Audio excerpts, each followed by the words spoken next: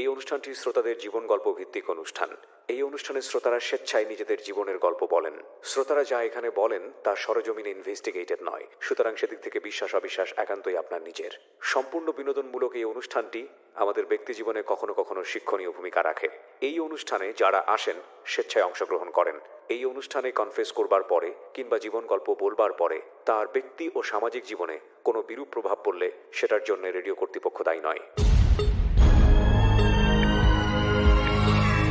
জীবন গল্প, জীবন গল্প, জীবন নাটকের চেয়েও নাটকীয়। প্রিয় শ্রোতা, আপনাদের সবাইকে আমন্ত্রণ জানাচ্ছি জীবন গল্পের আরও একটি আনকোড়া এপিসোডে। আপনারা শুনছেন ঢাকা FM 90.4। আমি আরজে কিবরিয়া আপনাদের সাথে রয়েছি। আর আমার সাথে এই মুহূর্তে যারা রয়েছেন তাদের সঙ্গে পরিচিত হব এবং অ্যাজ ইউজুয়াল আপনাদেরকে বলবো, যারা জীবন গল্প বলার জন্য এই অনুষ্ঠানে যোগাযোগ করতে চান, ঢাকা FM-এ যোগাযোগ করতে চান, প্লিজ আমাদেরকে ফোন করবেন। আমাদের ফোন নাম্বারটি হচ্ছে 09611904 প্রথমে লেডিস ফার্স্ট। আপনি আপনার পরিচয়টা বলেন। আমি পিউ। পুরো নামটা কি পিউ? না, আমার সার্টিফিকেট নেম পাপিয়া আক্তার। পিউ, জি। আচ্ছা, আর বয়স কত? আমি 20 ইয়ার্স ওল্ড। 20 years old. এখন থাকছেন কোথায়? এখন আমি নারায়ণগঞ্জে আছি। নারায়ণগঞ্জে আছেন। আপনি? আমার নাম ফারুক আহমেদ সাগর। হ্যাঁ। আমার বয়স 25 বছর। আচ্ছা, এখন থাকছেন কোথায়? এখন আমরা নারায়ণগঞ্জে আছি। নারায়ণগঞ্জে। আপনি নারায়ণগঞ্জে আছেন? হ্যাঁ। ওকে। সো গল্পটা আসলে সাগরের নাকি পিউয়ের? আমি জানি দুজনকে মিলিয়েই গল্পটা, কিন্তু মূল গল্পটা আসলে কার? মূল গল্পটাই আমার। মূল গল্পটা আপনার। ঠিক আছে, তাহলে আমরা আপনাকে ফ্লোর দিব। আপনার ওখান থেকে শুরু করি, একেবারে ছোটবেলা থেকে বা যেখান থেকে আপনি বলতে চান। আমার যখন জন্ম হয়, আমার 3 দিন পরে আমাকে একটা অনাথ আশ্রমে দিয়ে আসে একজন নার্স। আমি যে হসপিটালে জন্মগ্রহণ করেছি, আমার জন্মগ্রহণের পরে আমার মা মারা যায়। আপনার ফ্যামিলিতে আর কেউ ছিল না আপনাকে দেখার মতো? যে কেউ ছিল না, আমি জানিনি তার কাছ থেকে। সেই নার্স, আপনি যে ঘটনাটা শুরুতেই বললেন, এটা আপনি কত বছর বয়সে জেনেছেন? এটি আমি যখন ক্লাস 7-এ পড়ি। এটাকে আপনাকে ডেকে নিয়ে ফর্মালি বলা হয়েছিল নাকি? ডেকে নিয়ে ফর্মালি না, আমাকে যে নার্সটা দিয়ে এসেছিল তিনি একবার আসছিলেন আমার সাথে দেখা করতে। এসে পুরো গল্পটা বলেন? পুরো গল্পটা বলেন। আমি তাহলে 7-এর গল্প অনেক পরে যেতে চাই। আমি বরং আপনি যে পরিবেশে বড় হয়েছেন, আপনার ফার্স্ট মেমোরি যেটা, সেখান থেকে শুরু করতে চাই। যখন থেকে আমি বুঝতে শিখি তখন আমার সাথে অনেক ছেলে মেয়ে এখানে আছে আমার মতোই। আমাদের দেখাশোনার জন্য একজন মা আছে, তিনি আমাদের খুবই ভালোবাসতেন, আদর করতেন। ওই সময় আমাদের একটা স্কুল ছিল, আমরা স্কুলে ভর্তি হতাম। ওখান থেকে এখানে স্কুলে ভর্তি করে দিয়েছে, ওখান থেকে আমি পড়াশোনা করি। তো আমার শুধুমাত্র স্কুলে যাওয়া আর আমার মায়ের কাছেই, এই ছাড়া আমি আর কোথাও বাইরে ঘুরতেও সুযোগ পেতাম না। কোথায় এটা? এটা হচ্ছে, আপনি নামটা বলতে চাচ্ছেন না প্রতিষ্ঠানের? ঠিক আছে, নামটা না বললেও সমস্যা নেই। হ্যাঁ, বলুন। তো সেটা আমি যেটা বুঝতে পারছি, প্রিয় শ্রোতা, কোন একটা অনাথ আশ্রমে ওরা দুজনই বড় হয়েছে হয়তোবা, আমি গেস করছি। একজনের ক্ষেত্রে আমি কনফার্ম, যেটা হচ্ছে সাগর বলছিল। পিউয়ের ক্ষেত্রেও কি ঘটনা একই রকম? ওই আশ্রমে কি আপনি বড় হয়েছেন? আচ্ছা, তার মানে এরা দুজনই কোনো একটা আশ্রমে বড় হয়েছে। আমরা এই অনুষ্ঠানের স্বার্থে এবং একই সাথে তাদের মান সম্মানের স্বার্থে আমরা সেই আশ্রমের নামটা এখানে মেনশন করছি না, আমরা ঘটনাটা তুলে ধরতে চাই। হ্যাঁ, বলুন। আমার স্কুল আর আমার আম্মু ছাড়া আমি কিছুই বুঝতাম না, যে কোথাও চলতে পারতাম না একা একা। স্কুলটা কি আশ্রমের ভিতরেই? না, আশ্রমের ভিতরে না, সেটা ছিল হচ্ছে মিরপুরে। মিরপুরে বাইরে? বাইরে ছিল, মানে 8-10 জনের মতোই স্কুলটা? 8-10 জন। তো ওখানে গিয়ে কি একটু বুঝতে পারতেন যে আপনারা এবং বাকি যে ছেলেমেয়েরা আসে বাইরে থেকে, তাদের জীবনযাপন একটু আলাদা? না, ছোটবেলায় তখনও বুঝতে শিখিনি, কিছুই বুঝতাম না। কোন ক্লাসের গল্প এটা? এটা হচ্ছে আমি যখন কেজিতে পড়ি। কেজিতে? মানে একেবারেই না বোঝার বয়স? হ্যাঁ, কেজিতে পড়ি, তখন আমার আম্মু ছাড়া আমি কিছুই বুঝতাম না। তো আমি বাইরে কারোর সাথে কথাও বলতে পারতাম না ঠিক মতো। আর দেখা যেত আমি পড়াশোনা অনেক বেশি কাঁচা ছিলাম, তো আমি ঠিকমতো পড়াশোনা করতাম না। তো আমাকে দেখা যেত প্রায় সময় অনেকক্ষণ ধরে স্কুলে রেখে দিত, আর আমার আম্মু অনেকক্ষণ ধরে ওয়েট করতো আমার জন্য। তো এক পর্যায়ে আমার এরকম করে আমি বেড়ে উঠি। তো আম্মু আমাকে অনেকবার বুঝিয়েছে যে এখান থেকে তোমাকে একসময় বের হইতে হবে, এটাই তোমার একেবারে পার্মানেন্ট জায়গা না, তোমার এখান থেকে বের হতে হবে। তো তোমার এর জন্য তোমার পড়াশোনা করা খুবই বেশি জরুরি। তো তখন খালি দুষ্টুমি বুঝতাম, ছোট তো, পড়াশোনায় মনোযোগ ছিল না। তারপরে উনি ক্লাস 5 পর্যন্ত আমাকে দেখাশোনা করে, তারপর ওনার ক্যান্সার হয়। ক্যান্সার হওয়ার পর সে মারা যায়। ওই সময় আমি প্রচণ্ড কষ্ট পেয়েছিলাম যে আমাকে আদর করার আর কেউ নাই, বা আমাকে ভালোবাসার মতো কেউ নাই, একজনই ছিল। তো ওই সময় আমার আম্মু যেদিন মারা যায় তার আগের দিন আমাকে বলে গেছে যে যেখানেই থাকো ভালো করে ভালো থাকবা আর কারোর সাথে কোনো দুষ্টুমি করবা না, আর পড়াশোনা ভালো করে করবা। তো আমি জানিও না যে আমার ক্যান্সার, তখন তো বুঝতামও না ঠিক মতো ক্যান্সার জিনিসটা কি। তারপর দিন আম্মু সকালবেলা উঠার পরে তাকে আর জীবিত পাইনি। আমি আম্মুর পাশেই ঘুমাই রাতের বেলা। জাস্ট এতটুকু মনে আছে, আমার ঘুম থেকে ওঠার সময় আম্মু আমার মাথায় হাত বুলিয়ে দিছে, এতটুকু যে আমি ঘুম থেকে উঠে গেছি রাতের বেলা। তো ওই সময় সে হাত বুলিয়ে দিছে। মানে কি উনি আশ্রমেই থাকতো, ওখানেই হ্যাঁ, থাকতো? আশ্রমে তিনি আমাকে দেখাশোনা করতো। আচ্ছা, তো তাকে আমি আপনার মতো ছোটবেলা আর থেকে মা বলতাম। কতজনকে এরকম দেখাশোনা করতো? ওখানে অনেকগুলা ঘর ছিল, একটা ঘরে 10 থেকে 12 জন করে ছিল। 10 থেকে 12 জনের একজন মা? একজন মা। তো উনি আমাকে রাতের বেলা মাথায় হাত বুলিয়ে ওই কথাটুকু বলছে। তো সকালবেলা আমি উঠে তাকে আর জীবিত পাইনি। তো আমি প্রচণ্ড কান্না করেছিলাম ওই সময়। আমার আম্মুর শেষ কথা ছিল যে তুমি পড়াশোনা করো। ওই সময় আমি বুঝতামও না কোনো কিছু। তারপরও আম্মুর শেষ কথা অনুযায়ী আমি 5-এ খুব খারাপ স্টুডেন্ট ছিলাম। তো আস্তে আস্তে আমি নিজেও পড়াশোনা করতাম। আমি আমার বন্ধুদের, আমার ম্যাডামদের সাহায্য নিলাম। যখন জানতে পারছে যে আমার মা মারা গেছে, তখন ম্যাডামরা আমাকে এক্সট্রা কেয়ার দেওয়া শুরু করলো। তো ওভাবে ম্যাডামদের ভালোবাসা, বন্ধুদের ভালোবাসা আমি আস্তে আস্তে পড়াশোনা করি। তো পড়াশোনা করতে করতে আমার অসুস্থ হয়ে যায়। আমি 3 মাস ঠিকমতো আম্মু থাকতো, খাওয়াতো ঠিকমতো। আম্মু নাই, এখন খাওয়ানো ঠিক আছে ছেলের, যেহেতু একটা চোখে প্রবলেম হয়েছে, তো আরেকটা চোখ যাতে ঠিকমতো থেকে যায় সেই জন্য একটা চোখ বাঁচিয়ে দেয়। তো ওভাবে আমি আবার নতুন করে আবার 5-এ ভর্তি হই। তো নতুন করে 5-এ ভর্তি হওয়ার পরে যে আমি ম্যাডামদের অনেক ভালোবাসা, যে কী পড়াইছে এরকম করে হেল্প করতো। আমার জন্য এক্সট্রা কেয়ার, আমার জন্য এক্সট্রা স্কুল।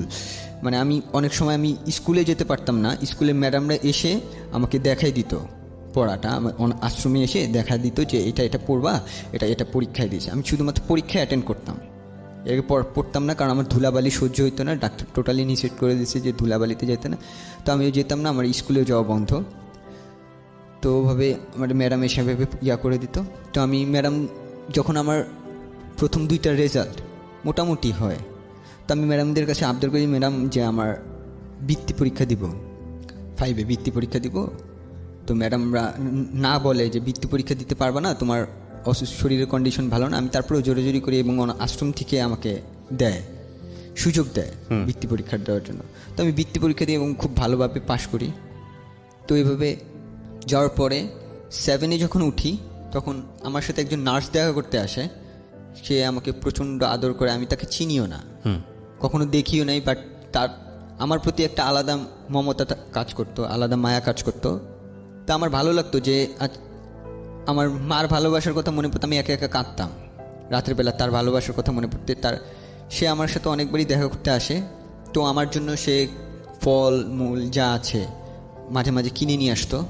তা আমি আবার, আমার একটা স্বভাব ছিল যে আমি খেতে পারতাম না, একা একা খাওয়ার ছিল না। যেহেতু আমার সাথে আরও অনেক 10টা বাচ্চা এখানে মানুষ হচ্ছে, যাদের আমি ভাই বা যাদের আমি বোন বলে ডাকি, তাদের আমি দিয়ে দিতাম সব কিছু। যে দেখা গেছে যে আমাকে এই জিনিসটা দিছে, তো আমি খুব ছোট, তো আমার চেয়ে বড় বড় আছে, আমি ওদের কাছে দিয়ে দিতাম।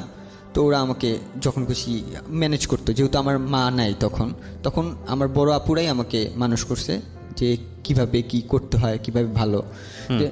তো 7-এর পরে ওই প্রতিষ্ঠানেরই আরেকটা জায়গায় আমাকে নিয়ে যাওয়া হয়। যেহেতু আমি 7-এ পড়ি, আমার বয়স 12-13 বছর। জি। তো ওখানকার আরেকটা ছেলেদের জন্য আরেকটা জায়গা আছে, এটা মিরপুরে। তো ওখানে আমাকে নিয়ে যাওয়া হয়। কে নিয়ে যায়? অনাথ আশ্রমের লোক। আচ্ছা, এই নার্স উনি কি আপনাকে টেক কেয়ার করছিলেন তখন এসে, অকারণেই নাকি কোনো কারণ ছিল?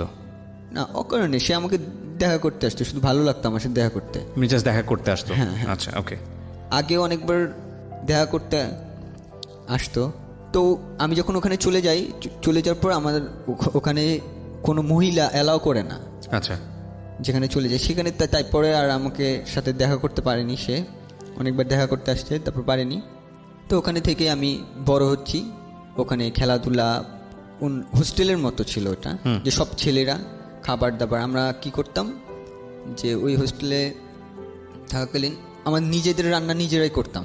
জি। এক সপ্তাহে আমাদের ওখানে 40 জন ছেলে ছিল, যে এক একটা সপ্তাহে আমরা 5 জন 6 জন করে রান্না করতাম নিজেরাই। নিজেরা রান্না করে খাওয়া দাওয়া করতাম, নিজেরাই ঘর পরিষ্কার, নিজেরাই হোস্টেলটা পুরো পরিষ্কার করে রাখতাম। ওখানে দেখাশোনার জন্য আমাদের একটা ভাইয়া ছিল, যাকে আমরা ভাই ভাই বলে ডাকি। তো তিনি আমাদের টেক কেয়ার করতেন। তারপরে নার্স আমার সাথে দেখা করতো, আমাকে খুব স্নেহ করতো, খুব আদর করতো। তো উনি একসময় বলে যে এখানে আমার মা কে ছিলেন, আমার মার নাম ছিল হচ্ছে সেলিনা বেগম। তা আমি ওখানে যখন আশ্রমে যখন থাকি তখন আমাকে আমি হিন্দু হিসেবে ছোটবেলা থেকে মানুষ হয়ে আসছি। হিন্দু হিসেবে আমি জানি যে আমার ধর্মটা হিন্দু। আচ্ছা, তো উনি আমাকে বলে যে তুমি তো, তোমার মার নাম সেলিনা বেগম আর তোমার বাবার নাম জয়নাল আবেদিন। তো আমি তো বললাম যে আমি তো ছোটবেলা থেকে হিন্দু ঘরে মানুষ হয়েছি, আমি তো জানি আমি হিন্দু ধর্ম। বলে না, তোমার মার নাম এই যে সেলিনা বেগম এবং বাবার নাম জয়নাল আবেদিন। তখন তার কোনো সুযোগও ছিল না, আমার কি দেখাশোনার মতো কেউ ছিল না বলে সে হিন্দু ঘরেই শুধুমাত্র লোক নিবে, তো সেই জন্য আমাকে হিন্দু ঘরে দিয়ে আসে। আচ্ছা আচ্ছা, হিন্দু ঘরে দিয়ে এসে যে ছোটবেলা থেকে মানুষ হোক, তারপরে বড় হইলে সে তার ধর্ম যদি চেঞ্জ করতে চায় চেঞ্জ করবে। হিন্দু ঘরটা কে দেয় আপনাকে? আশ্রম থেকে দেয়? আশ্রম থেকে না, সে নার্স দিয়ে এসে। দেখাশোনার লোক ছিল না বলে আপনাকে এভাবে দিয়ে আসা হ্যাঁ, হয়? দেখাশোনার লোক ছিল না বলে আমাকে হিন্দু ঘরে দিয়েছে। আমি ছোটবেলা থেকে জানি আমি হিন্দু ধর্মে, বাট তখন আমি জানার পরে আমি খুব অবাক হয়ে যাই। আর আমার কাছে এতটুকু মনে হয় যে আমি যখন হিন্দু ধর্ম গ্রহণ ছিলাম ছোটবেলা থেকে, বাট হিন্দু ধর্মের যেসব রীতি রেওয়াজ সেসব আমি মানতাম না বা মানতে চাইতাম না। আমার ভালো লাগতো, ইসলাম ধর্ম ভালো লাগতো, কারণ আমার বেশিরভাগ বন্ধু বান্ধবী ইসলাম ধর্ম। তো আমি ওদের সাথে মিশতাম, তখন রোজা কীভাবে করতে হয়, নামাজ কীভাবে পড়া লাগে সেটা আমি জানতাম না। তো ওই দিন পর 7-এ যখন এই কথা বলে, তো আমি আমার বন্ধুর সাথে শেয়ার করি, একটা মেয়ে বন্ধুর সাথে শেয়ার করি যে আমার ধর্মটা তো মুসলিম, ইসলাম ধর্মগ্রহণ, আমি কিভাবে এটা চেঞ্জ করতে পারবো। তো আমার বন্ধুটা আমাকে একটা ওয়ে বলে দেয় যে সে তার খালাতো ভাই সাথে দেখা করে দেয়, শুভ ভাইয়ের সাথে দেখা করে দেয়। তো শুভ ভাই আমাকে, ওই সময় আমি যেহেতু অনাথ আশ্রম, আমার কাছে টাকা পয়সাও নাই, ইসলাম ধর্ম গ্রহণ করতে যেসব রীতি রেওয়াজ মানতে হয় সেই জন্য সে সম্পূর্ণটা বেয়ার করে। ওকে, তারপরে আমি টোটালি আমি তার মাধ্যমে ইসলাম ধর্ম গ্রহণ করি এবং ইসলাম ধর্মের যেসব রীতি রেওয়াজ সেসব পালন করা শুরু করি। আপনাকে যখন এসে এই ভদ্র মহিলা বললেন যে আপনার মা এটা ছিলেন, আপনার বাবা অমুক ছিলেন, তো আপনি আর কি জানতে পারলেন? তাদের বাড়ি কোথায়, কেন সেখান থেকে আপনাকে আশ্রমে দেওয়া হলো, কি জানতে পারলেন আসলে? আমার নার্স এতটুকু বলল যে আমার শুধুমাত্র মা আসছিল হসপিটালে, আমার মাকে দেখাশোনার মতো কেউ ছিল না, কেউ আসেনি, মা নিজে আসছে। আমি যখন পেটে ছিলাম তখন নিজে আসছে। তো অনেক খারাপ কন্ডিশনে আসছে। তো আমাকে শুধুমাত্র ডেলিভারি করার পরে তিনি আর বাঁচিনি, তাই ঠিকমতো জানতে পারিনি আমার সম্পর্কে। তো ডেলিভারি করার আগে নিশ্চয়ই ডাটা এন্ট্রি করা হয়, সেখানে বাবাকে, বাড়ি কোথায়, সেগুলো? বাড়ি বলা হয়েছিল চাঁদপুর। আচ্ছা, এতটুকুই বলা হয়েছে চাঁদপুর, কুমিল্লা থেকে আসছে। কি করে বাবা? বাবা কি করে আমাকে সে জানায়নি, যে ঠিকমতো বলেনি। ওনার সঙ্গে কি আপনার এখনো যোগাযোগ আছে? না, নার্সের সঙ্গে? তার সাথে যোগাযোগ নেই। সে 2012 সালে মৃত্যুবরণ করে, নার্সটা, ফার্মগেটে। আমরা কতটা ব্লেসড, মানে সৃষ্টিকর্তার থেকে, যে উই হ্যাভ এ ফ্যামিলি, আমাদের পরিচয় আছে, আমাদের কোনো কিছু হলে আমরা শেয়ার করতে পারি। আজকে যে দুজন এখানে আছে তাদের বড় হওয়াটা অন্যরকম একটা পরিবারে, যেখানে অনাথ ছেলেমেয়েরা গিয়ে বড় হয়। সো যারা শুনছেন তারা একটু মনোযোগ দিয়ে শুনবেন যে আসলে কষ্টের জায়গাটা আসলে কোথায়, শিক্ষণীয় জায়গাটা আসলে কোথায়। আচ্ছা, আমরা বিরতি নেব এখানে প্রিয় শ্রোতা, ছোট্ট একটা বিরতির পর আবারও ফিরে আসছি। এই ফাঁকে প্রিয় শ্রোতা, আপনাদের সবাইকে জানিয়ে রাখছি ইতিমধ্যেই শুরু হয়েছে রেডিও আম্বার 102.4 FM আমার একটি নতুন শো, যে অনুষ্ঠানটির কথা হয়তো অনেকেই জানেন, মাইক্রোফোন টেস্টিং 1024, যেখানে বাংলাদেশের ছড়িয়ে ছিটিয়ে থাকা অসম্ভব প্রতিভাবান শিল্পী যারা আছেন, যারা কোথাও কোনো ফ্লোর পান না কিন্তু খুব ভালো গান, তাদের সুযোগ ঘটছে একটা অনুষ্ঠানে, একটা এপিসোডে নিজেকে প্রকাশ করবার। আপনি যদি খুব ভালো গান করেন এবং আপনি যদি মনে করেন এই অনুষ্ঠানটিতে আপনি অংশগ্রহণ করবেন, তাহলে এই নাম্বারটিতে ফোন দিতে হবে এবং নাম্বারটিতে ফোন দিয়ে ফোন থেকে আপনি যে নির্দেশনা পাবেন সেই অনুসারে আপনি কাজটি করবেন। ফোন নাম্বারটি হচ্ছে 09611001024। আমি বাংলায় বলছি এবং ধীরে ধীরে বলছি, 09611001-024। এই নাম্বারটিতে ফোন দিয়ে আপনি নির্দেশনা অনুসারে আপনি কাজটি করবেন। আর এমনও হতে পারে এই অনুষ্ঠানের মধ্য দিয়ে সারা বাংলাদেশ আপনাকে অন্যভাবে চিনবে। সো অপেক্ষা করছি আপনার কলের। জীবন গল্প, জীবন নাটকের চেয়েও নাটকীয়। জীবন গল্প।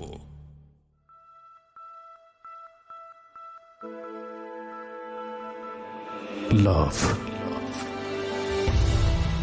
hate, challenge, motivation, lies, truth, impossible, virtue, morality, something beyond entertainment. Welcome to my stage of reality. Stay tuned. Sunday and Wednesday with me RJ Kibriya, only on Dhaka FM 90.4. জীবন গল্প, জীবন নাটকের চেয়েও নাটকীয়। জীবন গল্প। স্বাগত আরও একবার, শুনছেন জীবন গল্প ঢাকা এফএম 90.4-এ। আমি আরজি কিবরিয়া আপনার সঙ্গে রয়েছি। কথা না বাড়িয়ে আমি আবারও ফিরছি। ঠিক আছে, ক্লাস 7-এর ঘটনা আমি শুনলাম এবং আপনি আপনার পরিচয়টা কিছুটা হলেও জানতে পারলেন। এটা কি আপনাকে ব্যথিত করতো ওই সময়টাতে যে আপনার জন্মটা কেন? হ্যাঁ, আমার খুব খারাপ লাগতো যখন স্কুলে যখন মাদার্স ডে হিসেবে সবাই আসতো, মাদার্স ডে ফাদার্স ডে হয়তো, যখন সব মা বাবারা আসতো, আমার সময় কেউ ছিল না, আমার কাছে মানে কেউ আসতো না আমার জন্য। যে পরীক্ষার রেজাল্ট বেরোয়েছে, সব মা বাবারা আসতেছে, আমার কেউ ছিল না বলে আমার কেউ আসতোই না। আমি একা একা আমার রেজাল্ট কার্ড সব কিছু আমি নিজেই নিতাম, বা আদর করবে কেউ, আদর করার মতো তখন কেউ ছিল না। তো বন্ধু বান্ধব খুব ভালো ব্যবহার করতো আমার সাথে, সবাই জানতো যে আমি এই প্রতিষ্ঠান থেকে মানুষ হচ্ছি, আর ম্যাডামরাও জানতো। তো আমার একজন ম্যাডাম ছিল, তিনি আমাকে মা বলার অধিকার দেয়, যে তুমি আমাকে, তোমার যদি খুব কষ্ট হয় তাহলে তুমি আমাকে মা বলে ডাকো।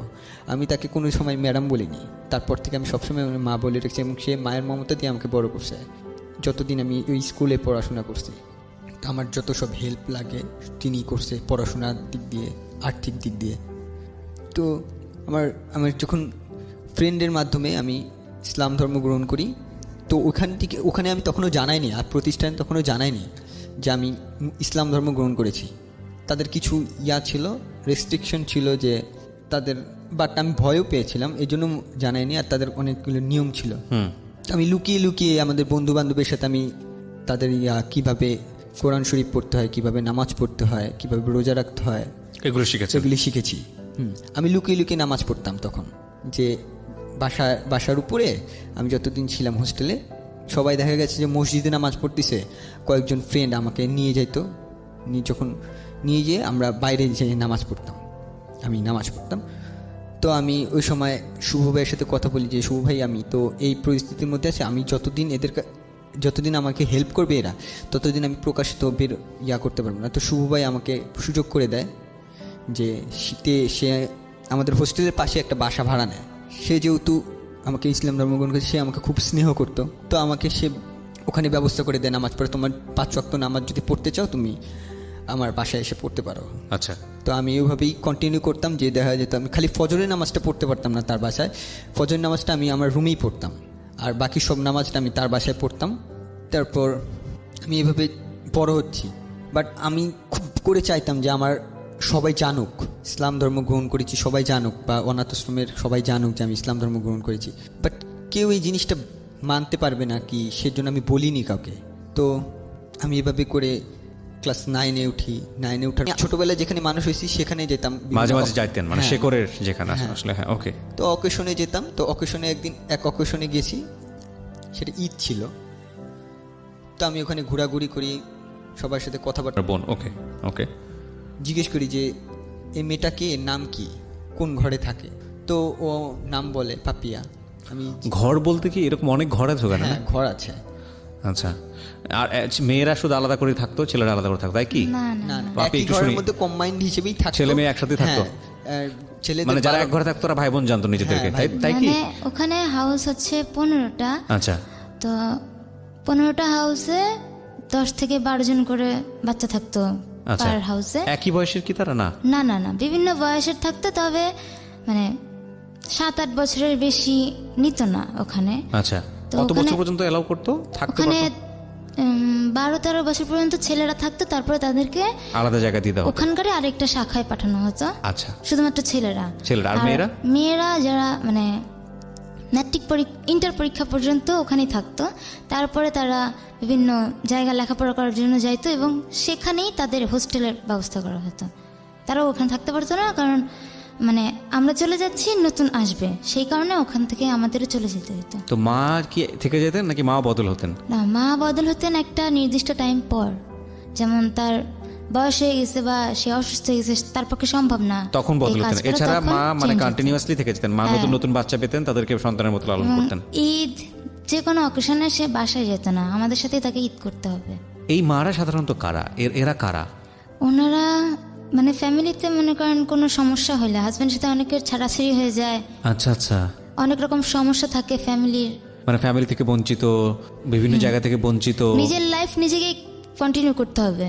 এছাড়া ফ্যামিলি কোনো- আছে কিন্তু তার নিজের লাইফ নিজেকে কন্টিনিউ, সে বিবাহিত, অবশ্যই বিবাহিত, কিন্তু তার নিজের লাইফ নিজেকে কন্টিনিউ করতে হবে। সে আর বিয়ে করবে না বা অনেক রকম সমস্যা থাকে। হাজবেন্ডের সাথে ডিভোর্স হয়ে গেছে বা হচ্ছে কখনো বাচ্চা হবে না তার, তো এই হাজবেন্ড এই ছেড়ে ধরনের চলে গেছে, মহিলারা ওখানে job এরকম করতে আসে। সমস্যার উপায় কারণে নেই, নিরুপায়, হ্যাঁ, এই নিরুপায়। ধরনের ওনারা যান এবং কিছু কন্ডিশন মেনে নিয়ে তারা মা সাজেন, তাই তো? জি, আমার আসলে এত ইন ডিটেল কখনো জানা হয়নি। প্রথম কথা হচ্ছে, যারা অনাথ আশ্রম দেন, যারা কাজ করেন, তারা নিশ্চয়ই এই বাচ্চাগুলোর ভবিষ্যৎ কীভাবে ভালো হবে সেটা ভেবেই কাজটা করেন, এবং এখানেও একটা সিস্টেম মেনটেন করতে হয়। সুতরাং সেই জায়গা থেকে অবশ্যই তারা সম্মান পাওয়ার যোগ্য। যুগের পর যুগ ধরে তারা এই কাজটা করে যাচ্ছেন, নইলে এই বাচ্চাগুলোর কী হতো, তাই না? কিন্তু আমরা যেহেতু একটা পরিবারে বড় হই, আমি তো একটা পরিবারে বড় হয়েছি, তুমি করেই বলি তোমাদের দুজনকে, তোমরা যেহেতু পরিবারটা পাওনি, সুতরাং এই পরিবারের জায়গাটা থেকে একটা কষ্ট হচ্ছে তোমাদের দুজনের জন্য। এটা আমার অনেক লিসনারেরই হচ্ছে, যেটা হয়তো তোমরা বুঝতে পারতেছো না আসলে, কারণ পরিবারের টেস্টটা হয়তো তোমরা কখনোই পাও নাই। পেয়েছো কি? আমার তো মনে হয় পাওনি। তোমার ক্ষেত্রে কি হচ্ছে পিউ? তুমি কবে এসছো? আমি আসছি 6 বছর বয়সে। তার মানে তুমি একটা ফ্যামিলিতে ছিলা? তোমার না, না, না। তাহলে আমি মানে আমার খুব ছোটবেলায়, আমার বয়স যখন 4 তখন আমার মা মারা যায়। তো আমি আঙ্কেল বলে ডাকতাম একজনকে, তো উনি আমাকে তার বাসায় রাখে। বাবা কোথায় ছিল? আমার বাবা মারা গেছে আগে। তোমার বয়স তখন 4 যখন মা মারা যায়। হ্যাঁ, ফ্যামিলির আদার মেম্বাররা, তোমার ভাই বোনেরা কেউ ছিল না? সবাই গ্রামে থাকতো। তোমার মা তোমাকে নিয়ে শহরে থাকতো? মানে আমি ছোটবেলায় আমার নানির কাছে ছিলাম, আচ্ছা, তারপর নানির কাছ থেকে আমি আমার মার কাছে আসি। মা কোথায় থাকতো? আমার মা থাকতো ফরিদপুরে। ফরিদপুরে? কোথায় থাকতো, মানে কার কাছে থাকতো? আমার মা ফরিদপুরে, মানে আমি ঠিক জানি না, এখনো পর্যন্ত কোনো খোঁজ খবর পাইনি। তুমি তোমার মার কাছে থাকতে আগত তুমি জানো না, আমি ঠিক বুঝলাম না। মানে তুমি এমন কিছু কি আছে যেটা গোপন করতে চাচ্ছ, এরকম না, কিছু? না, না, আমি এটা জানতে পারছি অনেক পরে। না, তুমি তোমার মার কাছে যখন ছিলে তখন তোমার মা কি করতো?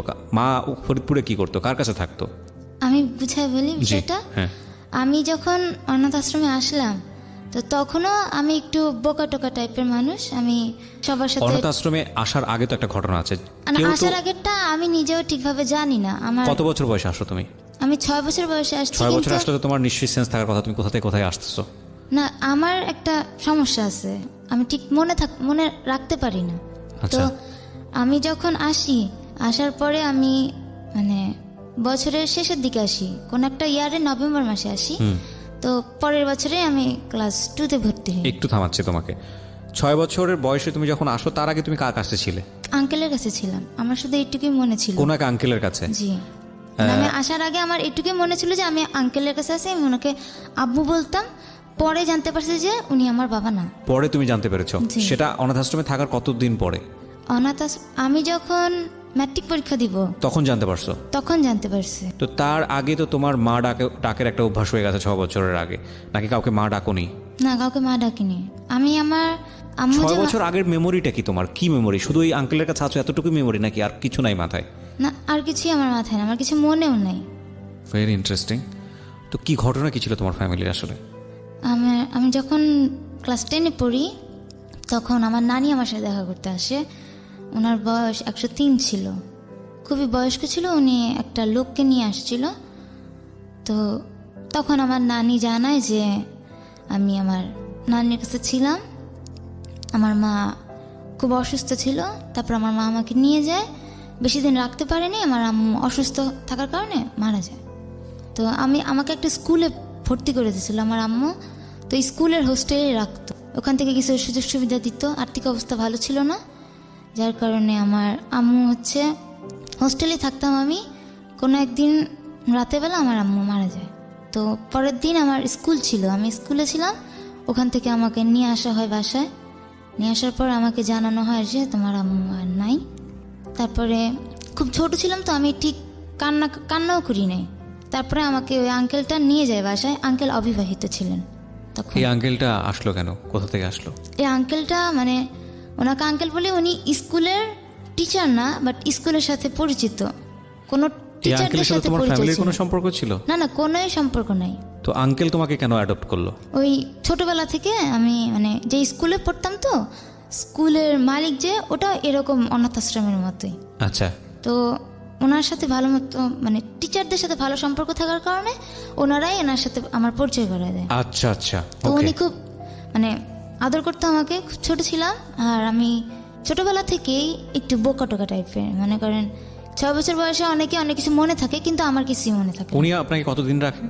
উনি আমাকে 1-1.5 বছরের মতো রাখে। রাখার পরে তারপরে অনাথ আশ্রমে দিয়ে দেয়? হ্যাঁ, উনি আমাকে ঢাকায় নিয়ে আসে। বাবারকে নিয়ে কোনো ইনফরমেশন দিয়েছে আপনাকে কেউ? না, আমি পরে জিজ্ঞাসা করছিলাম, বলছে যে আমার বাবা মারা গেছে আমার জন্মের আগে। কোথায় ছিল, কি করতে, কিছু বলেনি? না, আমার বাবা কিশোরগঞ্জে ছিলেন। আচ্ছা, তো মারা গেছে। মারা যাওয়ার পর আমার আম্মু চলে আসে ফরিদপুরে। আচ্ছা। আমার আম্মু সিলেটে ছিল, তো উনি ফরিদপুর চলে আসে। তো বাবার বাড়িতে, বাবার ভিটামাটি, বাবার তোমার না, কোনো কেউ আমার সাথে যোগাযোগ করে নাই, বা আমার আম্মুর ফ্যামিলির সাথে কেউ যোগাযোগ করে নাই। তারা বিয়ে করেছিল কেন, মানে দুজন দুজনকে পছন্দ করে এরকম কোনো কিছু? না, না, না, ফ্যামিলিতেই আমি ঠিক এটা বলতে পারবো না। আমার নানি আমাকে যতটুকু বলছে আমি ঠিক নানি ততটুকু নিশ্চয়ই জানি। এতদিনে বেঁচে নেই? না, না, না, তখন বয়স ছিল 103। উনি হাঁটতে পারেন না। তোমার বাবার ঠিকানাটা কোথায়, মানে কোথায় থাকে, বাড়ি কোথায়, কি অবস্থা, কিছু তুমি জানো না? না, আমি আর খোঁজ বিয়ের নয়? পরবর্তীতে আমি খোঁজ নিয়েছি, সেটা ধারাবাহিকভাবে বলবো। ওকে, ফাইন। আমরা যে জায়গাটায় ছিলাম, যে আপনি তখন ক্লাস 9-এ, রাইট? ক্লাস 9-এ থাকা অবস্থায় আপনার এই পাপিয়ার সঙ্গে পরিচয়, এবং পাপিয়াকে ভালো লেগে যায়, এই কারণে পাপিয়ার নামটা আপনি জানলেন। পাপিয়া তখন কোন ক্লাসে? আমি তখন 6-এ হবে। 6-এ। বলেন তারপর। তো আমি জিজ্ঞেস করি আমার বোনকে যে এই মেয়েটা কে, কোন ঘরে থাকে, নাম কি। তো আমাকে বলে যে নাম পাপিয়া, এত নম্বর ঘরে থাকে। তো ওখান থেকেই আমি ভালো লেগে যায়, প্রথম দেখাতে খুব ভালো লেগে যায়। তা আমি ওকে দেখার জন্য যেসব অকেশনে আমি না যেতাম, আমি তখনও কিন্তু জানাইনি যে আমি কিন্তু মুসলিম হয়ে গেছি। দেখা গেছে যে কোনো পূজা হচ্ছে ঘরে, আমি পূজাতে সচরাচর আগে যাইতাম না। তো আমি ওই সময় যাওয়া শুরু করছি। আমি কোনো রীতি রেওয়াজ মানি না, বাট আমি ওকে দেখতে চাই, জাস্ট দেখতে ভালো লাগে। যে ওর ঘরটা একটু আমার ঘরের সামনেই ছিল, তো ওকে দেখা যেত, তো আমি এর জন্য যাইতাম। তো এরকম করে কতদিন পার আমি ওকে বলিও নি সাহস করে যে তোমার নাম কি। আমি নিজে জিজ্ঞেস করিনি যে তোমার নাম কি, কোন ক্লাসে পড়ো, কিছুই জিজ্ঞেস করিনি। কারণ ও দেখতাম যে ওর আচার আচরণ, যে আমি জিজ্ঞেস করছি আমার বোনকে ওর আচার আচরণ কীরকম, বা ও কীরকমভাবে মানুষের সাথে মিশে। তো বলে ও কোন ছেলের সাথেই কথা বলে না। তা আমি ওর যাইনি, যে আচ্ছা ঠিক আছে ও কোনো ছেলের সাথে কথা বলে না, যেহেতু আমি আর যাবো না ওর কাছে। তো আমি ওভাবে করেই খালি দেখতে আসতাম। তো আমার এসএসসি পরীক্ষা শুরু হয়ে গেছে। এসএসসি পরীক্ষার সময় তো আমাকে দোয়া নিতে হয়, আমি আবার যাই ওখানে। তো তখন কিছু একটা পার্টি হচ্ছিল, যে দেখা যাচ্ছে মাসের শেষে কিছু ভালো খাবার দাবার সব বাসা থেকে একসাথে নিয়ে কিছু পার্টি। ও পার্টিতে আমি যাই, যেহেতু আমাদের পরীক্ষার 2 মাস বাকি আছে। তো সব ঘরে দোয়া নিতে যাই। আমি ওর বাসায়ও যাই। ওর বাসায় আমি অনেকক্ষণ থাকি। তো প্রথম ওর কাছে জিজ্ঞেস করি তোমার নাম কি। ও আমাকে জাস্ট বলে পাপিয়া। তো তারপরে আর ওর আমার সাথে কথা বলে না, চলে যায়। তো আমি এসএসসি পরীক্ষা দিলাম। এসএসসি পরীক্ষা দেওয়ার পরে আমার যেহেতু কেউ না, আমাকে নিজের ডিসিশন নিজেই নিতে হবে। ওখান থেকে বলে দিছে যে তুমি তোমার নিজের ডিসিশন নিবা, যেহেতু তুমি এসএসসি পরীক্ষা দিছো, তুমি কোথায় ভর্তি হবা, কিসে পড়বা, কোন বিষয় নিয়ে পড়বা, সব নিজেই বলবা। তো আমি নিজেই ডিসিশন নিলাম। তো দেখা গেছে যে আমার এতটুকু মনে হলো, যেহেতু আমি এতিম, আমাকে নিজে বড় কাজ করে খাইতে হবে। তো আমি যদি জেনারেল লাইনে পড়ি তাহলে আমার পড়ার সময়টা অনেক বেশি হয়ে যায়। আমি যদি কারিগরি লাইনে পড়ি তাহলে আমি অল্পতে কোনো পড়াশোনা শেষ করে আমি কাজ করতে পারবো। তো আমি কারিগরি লাইনে চলে যাই। আমি নরসিংদীতে ভর্তি হই। নরসিংদীতে ভর্তি হওয়ার পর টোটালি আমি ওখান থেকে তো প্রথম সেমিস্টার ক্লাস করি নেই। আমি ঢাকায় চলে আসতাম। ঢাকায় চলে এসে স্কুলে ও যে আমার পাপিয়া যে স্কুলে পড়তো সেই স্কুলে আসতাম ওকে দেখার জন্য। প্রথম সেমিস্টারটা এভাবেই গেল। প্রথম সেমিস্টার খুব খারাপ হয়ে যায়, আমার রেজাল্ট সবচেয়ে লো রেজাল্ট হয়। তো এরপর থেকে আমাকে ওখান থেকে বের করে দিবে, যে আমার রেজাল্টটা খুব খারাপ ছিল বলে বের করে দিবে। পড়াশোনা করো না তুমি, থাকা থেকে লাভ কি, ইঞ্জিনিয়ারিং কোর্স, এই পড়াশোনা না করলে চলবে না, এবং অনেক করে বকাঝকা করে। তো আমি আর যাইতে পারি না ওকে দেখার জন্য। তো পরে সেকেন্ড সেমিস্টার থেকে আমি, ওরই এক বন্ধু ছিল, ছেলে বন্ধু, যে আমাকে ভাইয়া বলে ডাকতো। তার সাথে আমার কথা হয়, ঠিক আছে। ফেসবুকে নক করি, যে সবার কথাই জিজ্ঞেস করি, আমি ইনডাইরেক্টলিভাবে ওর কথা জিজ্ঞেস করি সব সময়, যে তোদের ব্যাচের কে সবচেয়ে ভালো স্টুডেন্ট। সবাই বলে যে পাপিয়া ভালো স্টুডেন্ট। আমি বলছি তুই পাপিয়ার মতো পড়াশোনা করিস না কিছু দিন। যে পাপিয়াকে দেখছি যে তোর চেয়ে একটু বোকাশোকা আছে, সহজ সরল, ও কিছু বুঝে না, তুই তো চালাক আছিস, তুই ঠিক মতো পড়াশোনা কর। এভাবে করে আমি প্রত্যেক দিন খোঁজ খবর নিতাম। তো ওখানে পড়াশোনা করতেছি, ওর পাপিয়ার এসএসসি পরীক্ষা তখন শেষ হয়ে যায়। ও তখন ভিতরেই অনাথ আশ্রমে যে কিছু বাচ্চারে পড়াশোনা করায়। তো পড়াশোনা করে পড়ে, যেহেতু কোনো টিচার রাখেনি বাচ্চাদের পড়াশোনার জন্য, যেহেতু ওকে দিয়ে পড়াচ্ছে, তো ওখান থেকে কিছু টাকা পায়। তো ওখান থেকে একটা ও মোবাইল কিনে এবং সিম কিনে। তো আমি তখন জানতামও না যে ও মোবাইল সিম কিনছে। তখন একদিন ফেসবুকে কথা বলতে বলতে জিজ্ঞেস করলাম ওর বন্ধুকে যে কী রে, তোর পাপিয়ার সাথে কথা হয় কি না। তো বলে হ্যাঁ কথা হয় তো মোবাইলে। আমি ওর মোবাইল নাম্বারটা আছে? হ্যাঁ আছে। আমি তুই দিতে পারবি? তো অনেক বারণ করে যে না, এটা দেওয়া যাবে না, এই সমস্যা আছে, সেই সমস্যা দেখায়। আমি তারপর অনেক ম্যানেজ করে নাম্বারটা নেই পাপিয়ার। তো পাপিয়ার নাম্বার আমি নেওয়ার পরে আমি ওকে ফোন দিতে পারছি না, ভয় পাচ্ছি যে ও আমার ফোনটা ধরবে কি না, বা ধরলে বলে দিবে। কারণ ওখানে একটা নিয়ম ছিল যে ভিতরে কোনো ছেলে বা মেয়ে কখনো রিলেশন করতে পারবে না। তুমি বাইরে রিলেশন করো তাতে প্রবলেম নাই তাদের, বাট ভিতরে কোনো মেয়ে বা ছেলে রিলেশন করতে পারবে না। সেই জন্য আমি ওকে ভয় পাইতাম যে ওকে কীরকম আমি প্রথম কথা বলবো ওর সাথে, ও যদি পরে ভিতরে বলে দেয়, যারা দেখাশোনা করে তাই বলে দেয়, তাহলে তো আমার প্রবলেম হয়ে যাবে। আমাকে তো এখনও ওখান থেকে হেল্প করছে, তো প্রবলেম। আমি ফোন দিই না, অনেক দিন ধরে নাম্বার রেখে দিয়েছি। তো একদিন কিছু না ভেবে ফোন দিলাম, আননোন নাম্বারে ফোন দিলাম। এভাবে কিছুক্ষণ কথা বললাম, ওর দেখে আমার সাথে খুব ভালোভাবে কথা বললো। তারপর আমি আবার বন্ধ করে দিয়ে দিলাম, নিজেকেই বুঝলাম যে না, এটা ঠিক না, এটা মনে হয় আমি ভুল করছি। ঠিক না কেন বলছেন? মানে আপনাদের এই যেহেতু নিয়ম আছে, আশ্রমের ভিতরে নিয়ম আছে যে ছেলে মেয়েদের মধ্যে কখনো কোনো সম্পর্ক হতে পারবে না, না সে আমি এবং এটা আপনাদেরকে আগে থেকে বলা হয়? হ্যাঁ, আমি আগে থেকেই বলা থাকে যে কোনো সবাই সবার ভাই বোন। হ্যাঁ, সবাই সবার ভাই বোন, কেউ রিলেশন করতে পারবে না। বিরতির সময় হলো প্রিয় শ্রোতা, আরেকবার বিরতি নেব। আমাদের সঙ্গেই থাকবেন আশা করছি। 2 মিনিটের বিরতি। জীবন গল্প, জীবন নাটকের চেয়েও নাটকীয়। জীবন গল্প।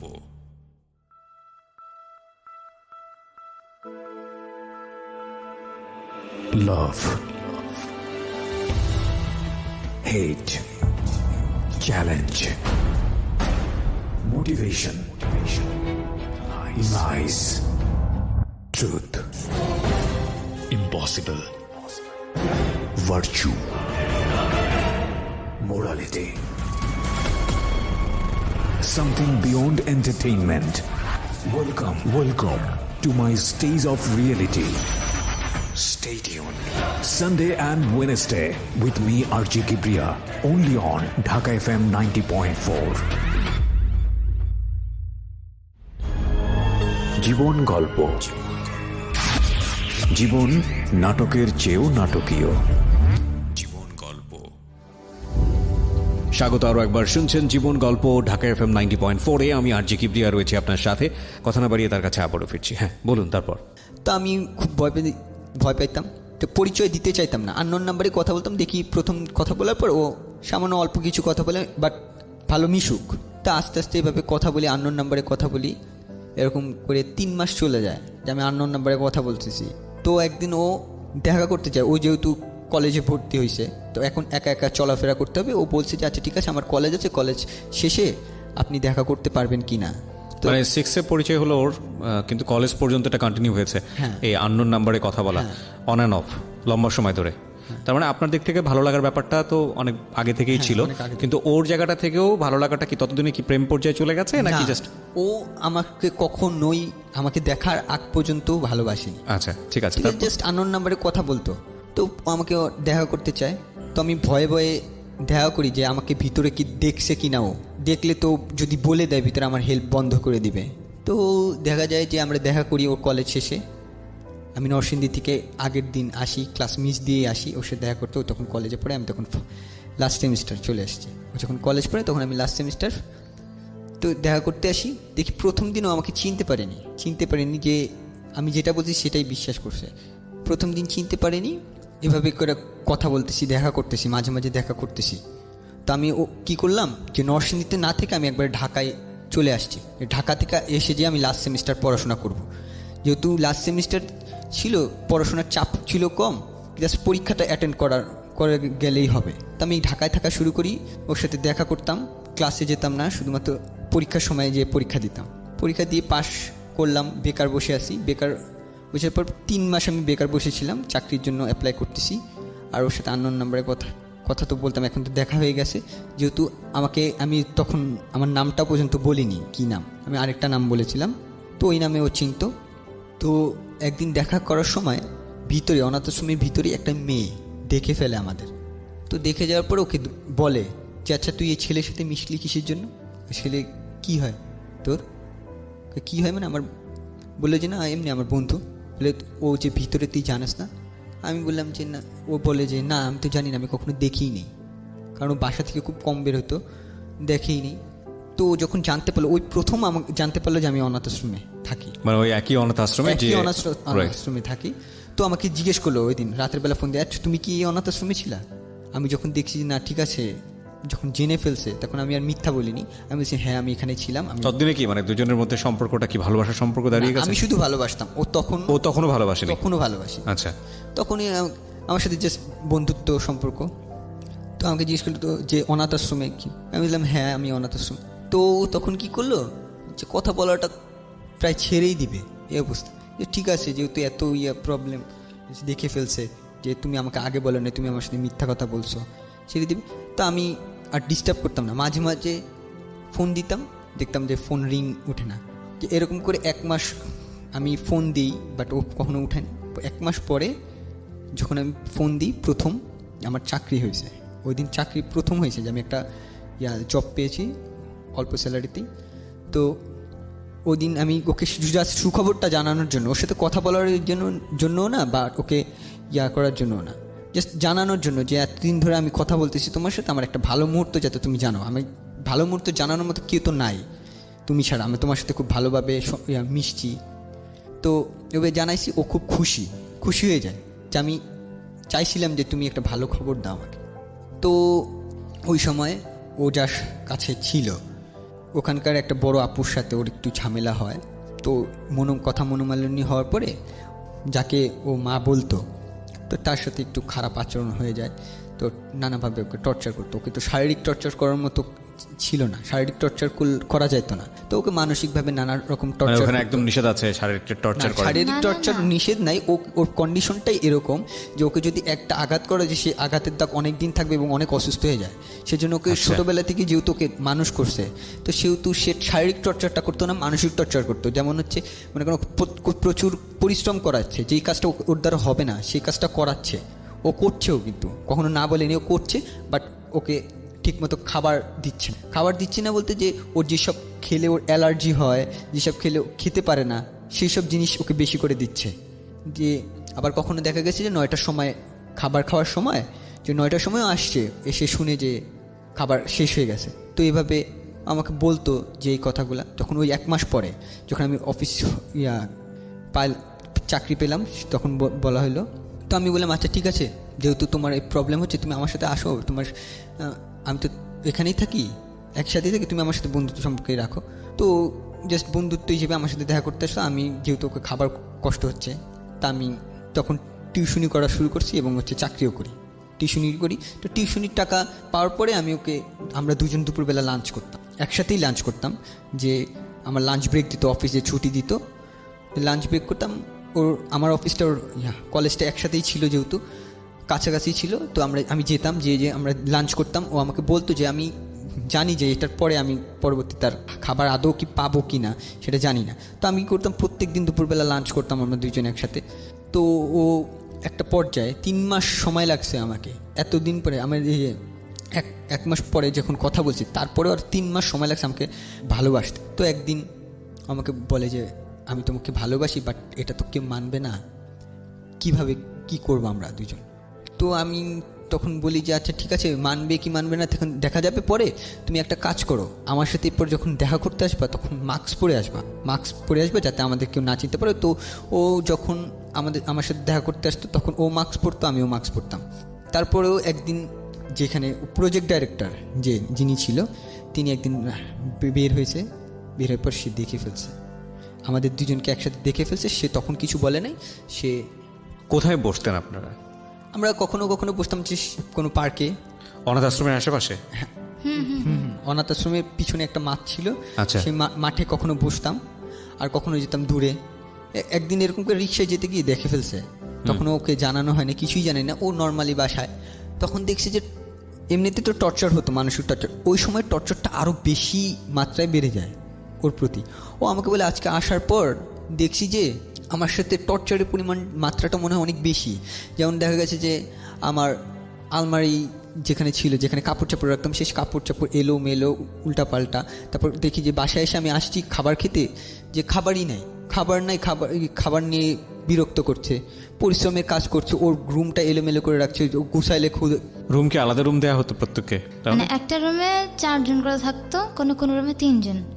তো আমি যে রুমে থাকতাম, যাকে আম্মু বলতাম, উনি খুব ভালো মতো জানতো যে সবকিছু কি আম্মুই করে না? টেক কেয়ার করা, শাসন করা সবকিছু মা করে, নাকি তার উপরে কেউ এসে হ্যাঁ তার উপরে না, আছে। উনি করে, ওনাকে গাইডলাইন দেয়, ওনাকে বলে দেয় যে এরকম এটা ঝামেলা করা হচ্ছে, যাবে না, এটা এভাবে করবেন। আচ্ছা। বাট উনি সবকিছু করে, ওনার সাথে আমাদের কানেকশনটা বেশি। আচ্ছা। তো উনি খুব ভালো মতো জানতো যে আমি আমার রুমটায় নোংরা পছন্দ করি না, আমার কাপড় চোপড় মানে আলাদা করে রাখি আমি সবসময়। সবার সাথে এক বালতিতে কাপড় ধুইতেও আমি চাই না, মানে খুব নোংরা কাপড়, আমি সেখানে কাপড় ধুই না, অপেক্ষা করবো, একদিন অপেক্ষা করবো, তারপর আমি এখানে ধুবো না। তো উনি কী করতো, আমার কাপড় চোপড় নিয়ে ওই সবার সাথে নোংরা কাপড়ের সাথে চোপা দিত। আমি এসব পছন্দ করতাম না, কিন্তু আমি কখনো মুখেও বলতাম না যে এই কাজটা কেন করলা।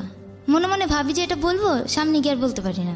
মানসিক যন্ত্রণা হতো। হ্যাঁ, আমার নিজের উপর রাগ হতো, আমি বিভিন্ন রকম মানে নিজেরটা নিজেই কন্ট্রোল করার জন্য বিভিন্ন রকম কাজ করতাম। মানে খাবার নিয়ে আমার খাবার নিয়ে বেশি একটু সমস্যা হইতো। যেমন উনি জানতো যে আমি এই টাইমে খাবো, এবং বিশেষ বিশেষ টাইমে আমি যদি ভারী খাবার না খাই আমি অসুস্থ হয়ে যাই। দেখা যায় হাঁটতে হাঁটতে পড়ে গেলাম, আমি কিন্তু সুস্থ, কোনো অসুখ হয় নাই, বাট হাঁটতে হাঁটতে আমি পড়ে যাব, 1-1.5 ঘন্টার মতো মনে করেন আমার কোনো জ্ঞান আসবে না, তারপরে আবার জ্ঞান আসবে, কিন্তু আমি উইক হয়ে যাব, ঠিক মতো হাঁটতে পারতেছি না। আবার খাবারটা খাইলে একটু রেস্ট নেওয়ার পরে আমি আবার ঠিক হয়ে যাই। তো উনি ওই রকম কাজ করতো, মানসিক পেইন দিত আর কি। হ্যাঁ। ওকে, হ্যাঁ, তারপর কি হলো? তারপর উনি এক সময় যখন জিজ্ঞেস করলো যে আচ্ছা আপনি, ও শেষমেশ জিজ্ঞেস করলো যে ওনাকে যে আপনি আমার সাথে এরকম কেন করছেন, আমার সাথে আমি তো আপনার কোনো ক্ষতি করি নাই, আমার মতো তো আরও বাচ্চারা আছে, হ্যাঁ আমি তো আপনার সাথে ছোটোবেলা থেকে আছি, আপনি আমার সাথে হঠাৎ করে আপনি মানসিক যন্ত্রণা দিয়েছেন, ঠিক আছে, এখন মাত্রাটা আরও বেশি কেন বাড়াই দিয়েছেন। তখন সে বলে যে তুই তো ওই ছেলের সাথে কথা বলে, ওই ছেলের সাথে ঘুরোস, তো এটা দেখে ফেলছে। তারপর থেকে ও যে কারো কাছে যাবে, সবার কাছে গেলে বলতে গেলে যে আচ্ছা আমাকে এই মানসিক যন্ত্রণা দিচ্ছে, তো তারা সবাই এক কথা বলে তোর দোষের কারণে হয়েছে, তুই ওই ছেলের সাথে রিলেশন করছিস, এর জন্য কেন মিশতে গেলি বা কেন কথা বলতে গেলি বা কেন মিশতে গেলি, ও কারো কাছে সাহায্যের জন্য ও পুরো একা হয়ে গেছে, পুরো একা হয়ে গেছে। তারপরে আমি একটু ওর মুখ থেকে শুনি, পিউ আসলে ঘটনাটা কি ঘটছিল একটু বলেন তো। কেউ চাচ্ছিল না যে আমার সাথে ওর কোনো সম্পর্ক থাকুক, এবং সেটা তাদের জায়গা থেকে এথিক্যালি ছিল, কারণ তাদেরকে এভাবেই শেখানো হয়েছে, এভাবেই বড় করা হয়েছে, এবং তাদের জায়গা থেকে এটা তো অনৈতিক কোনো কিছু না আমি মনে করি, কারণ এটা তো অর্গানাইজেশনের এথিক্সের সাথে যায় না, অর্গানাইজেশনের যে রুলস অ্যান্ড রেগুলেশন আছে সেটার সাথে যায় না। এখন আপনাদের দুজনকে ভালো লেগে গেছে, ভালো লাগার ক্ষেত্রে তো ভালো লাগা কোনো নিয়ম মানে না, আইন মানে না, এটাও সত্য, তাই না? আমরা দুটো বিষয়কে একটু সমানভাবে দেখার চেষ্টা করব। হ্যাঁ বলেন। ইন্টার পরীক্ষা, তো ওই সময় আমার সাথে রিলেশন ছিল, তো ও কিছু সাবজেক্টে 2টা সাবজেক্টে একটু কম মার্ক পায়, ওই যে কলেজে পড়তো সেই কলেজের রুলস ছিল যে 2টা সাবজেক্টে একটু কম মার্ক পেলে সে পরীক্ষায় অ্যাটেন্ড করার জন্য যে গার্জিয়ান রাখতে হবে। তো ওর সাথে আরও 3 জন পড়তো, ওদের অবস্থা ঠিক এরকম ছিল। তো দেখা গেল যে ওই 3 জন সুযোগ পেয়ে গেছে, হ্যাঁ একটু কম মার্ক পাওয়ার জন্য ওদের জন্য গার্জিয়ান গেছে, যে একই গার্জিয়ানই তো সবার জন্য একই গার্জিয়ান, যেহেতু ওরা গেছে যে ওই 3 জনকে পরীক্ষা দেওয়ার জন্য সুযোগ করে দিছে, বাট ওরটা করে না, ওরটা সেই সুযোগটা দেয় না। ও অনেক কান্নাকাটি করে যে আচ্ছা আমাকে এই সুযোগটা দেন, আমি ভালো করব, আমি পারবো, আমি পরীক্ষা দিব। তো ওকে বলে যে তুমি এটা তোমার দ্বারা হবে না, বলে যে আমি কিন্তু ওদের চেয়ে ভালো রেজাল্ট করছি। তো বলে যে তোমার সবচেয়ে বড় প্রবলেম হচ্ছে তুমি এই ছেলের সাথে আছো, তুমি এই ছেলের রিলেশন বন্ধ করে দাও, তারপর ভেবে দেখবো। তো ওই সময় ও আমাকে বলে এইসব কথা, তা আমি নিজে থেকে আমার থেকে মনে হলো যে ঠিক আছে, যেহেতু তোমার ক্যারিয়ার এটা, যে তোমার পড়াশোনা করা লাগবে, তোমাকে উঠতে হবে, আচ্ছা ঠিক আছে যে তুমি তোমার পড়াশোনার দিকে মনোযোগ দাও, তুমি বলো যে তুমি আমার সাথে রিলেশন ছেড়ে দিছো, আর আমিও এখান দিয়ে চুপচাপ থাকি কতদিন, তারপর পরিস্থিতি যখন ঠান্ডা হয়ে যাবে তখন দেখা যাবে যে আমরা পরে ম্যানেজ করে নিব।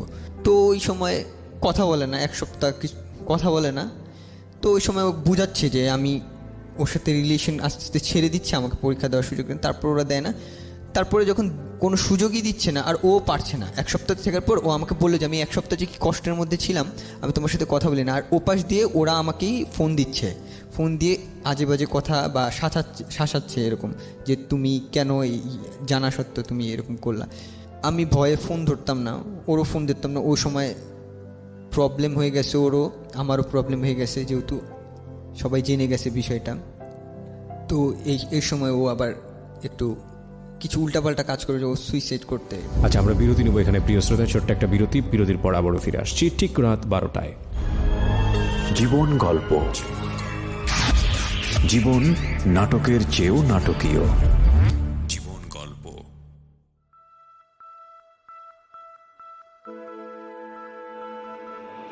লাভ, hate, challenge, motivation, lies, truth, impossible, virtue, morality, something beyond entertainment. Welcome to my stage of reality. Stay tuned. Sunday and Wednesday with me RJ Kibriya, only on Dhaka FM 90.4. জীবন গল্প, জীবন নাটকের চেয়েও নাটকীয়। জীবন গল্প। স্বাগত আরও একবার, শুনছেন জীবন গল্প ঢাকা FM 90.4-এ। আমি আরজি কিপ্রিয়া রয়েছে আপনার সঙ্গে, এবং অনুষ্ঠান চলাকালীন সময়ে আমাদের এই অনুষ্ঠানটি ইউটিউবে আপলোড করা হচ্ছে। আপনি চাইলে চলে আসতে পারেন আমাদের ইউটিউব চ্যানেলটিতে, পুরো অনুষ্ঠানটি আপনি ওখান থেকে ডাউনলোড করতে পারবেন আগের পর্বগুলো সহ। আমাদের ইউটিউবের ঠিকানা www.youtube.com/DFM904। আমি আবারও বলছি youtube.com/DFM904। প্লিজ সাবস্ক্রাইব করতে ভুলবেন না। আমি একটু প্রিয় আপনার কাছে যাই, সুইসাইড মানে ঘটনাটা কি ছিল? ওই সিচুয়েশনে আমাকে এত পরীক্ষা দিতে দিবে না, তো আমার ফোনটা সবসময় চেক করতো যে আমি কারোর সাথে কথা বলি কি না। আমার নাম্বারে ফোন দিত, ওনারাই ফোন দিত যে আমি ওয়েটিং আছি কি না। যে আম্মুর গাইডে ছিলাম সে সবসময় চোখে চোখে রাখতো। তো এক সপ্তাহ দেখলো যে আমি কথা বলতেছি না, কিন্তু ওনাদের বিশ্বাস যে আমি রিলেশনটা কন্টিনিউ করব, যতই গ্যাপ দেই না কেন কন্টিনিউ করব। তো আমাকে পরীক্ষা দিতে দিবে না, বলতেছে যে তুমি বিয়ে করো, ভালো পাত্র আছে। আমার কলেজ থেকেও গেছিলো কয়েকজন, সম্বন্ধ নিয়ে, যার কারণে আমার বিয়ে দিতে চাচ্ছিল। তো আমি বলছি ঠিক আছে, আমার পরীক্ষা দিতে হবে না, আমাকে কোনো কোর্সে ভর্তি করায় দেন। সাধারণত কি হয়, আপনাদেরকে বড় করে মেয়েদেরকে কোনো একটা সৎপাত্রে পাত্রস্থ করে বিয়ে শাদী দিয়ে দেয় নাকি? তাহলে মেয়েদের ক্ষেত্রে যেটা হয় যে ওনারা নিজেরাই অ্যাফেয়ার করে তাদেরকে নিয়ে আসে। কিন্তু এই আশ্রমের কোনো ছেলে হওয়া যাবে না? না, আশ্রমের ছেলে হওয়া যাবে না, কিন্তু যে কোনো অ্যাফেয়ার করতে পারে, কোনো সমস্যা নেই। আচ্ছা, কিন্তু আশ্রমের হওয়া যাবে না। ওকে, ফাইন। তারপর তা আমাকে বললো যে তুমি বিয়ে করো। আমাকে ডাইরেক্টলি কেউ কিছু বলে না, যে কেন এটা করতেছো বা এইটার জন্য তোমাকে এটা করা হইলো, কিচ্ছু বলে না। কিন্তু আমার সাথে ওইরকম বাজে বিহেভ করে। তো আমাকে যখন বিয়ের জন্য খুব ফোর্স করতে লাগলো, তখন আমি বললাম যে আমাকে কোনো কোর্সে ভর্তি করায় দাও, আমি ওর সাথে যোগাযোগ করবো না। আমাকে সেলাইয়ের কোর্সে ভর্তি করে দিল, যে এখানে 3 মাস একটা কোর্স করব, কোর্স করার পরে আমার একটা চাকরি হবে গার্মেন্টসে। আমি সব থেকে ভালো স্টুডেন্ট ছিলাম আমার ব্যাচের, কিন্তু আমার শুরু থেকেই যতদূর লেখাপড়া করছি সবসময় আমার রেকর্ড ভালো ছিল, ডিসিপ্লিনও ভালো ছিল এবং রেজাল্টও ভালো ছিল। কিন্তু আমাকে পরীক্ষা দিয়ে দেবে না, আমাকে গার্মেন্টস চাকরি করতে হবে। আর উনি খুব ভালো মতোই জানতো যে আমার দ্বারা এসব সম্ভব না।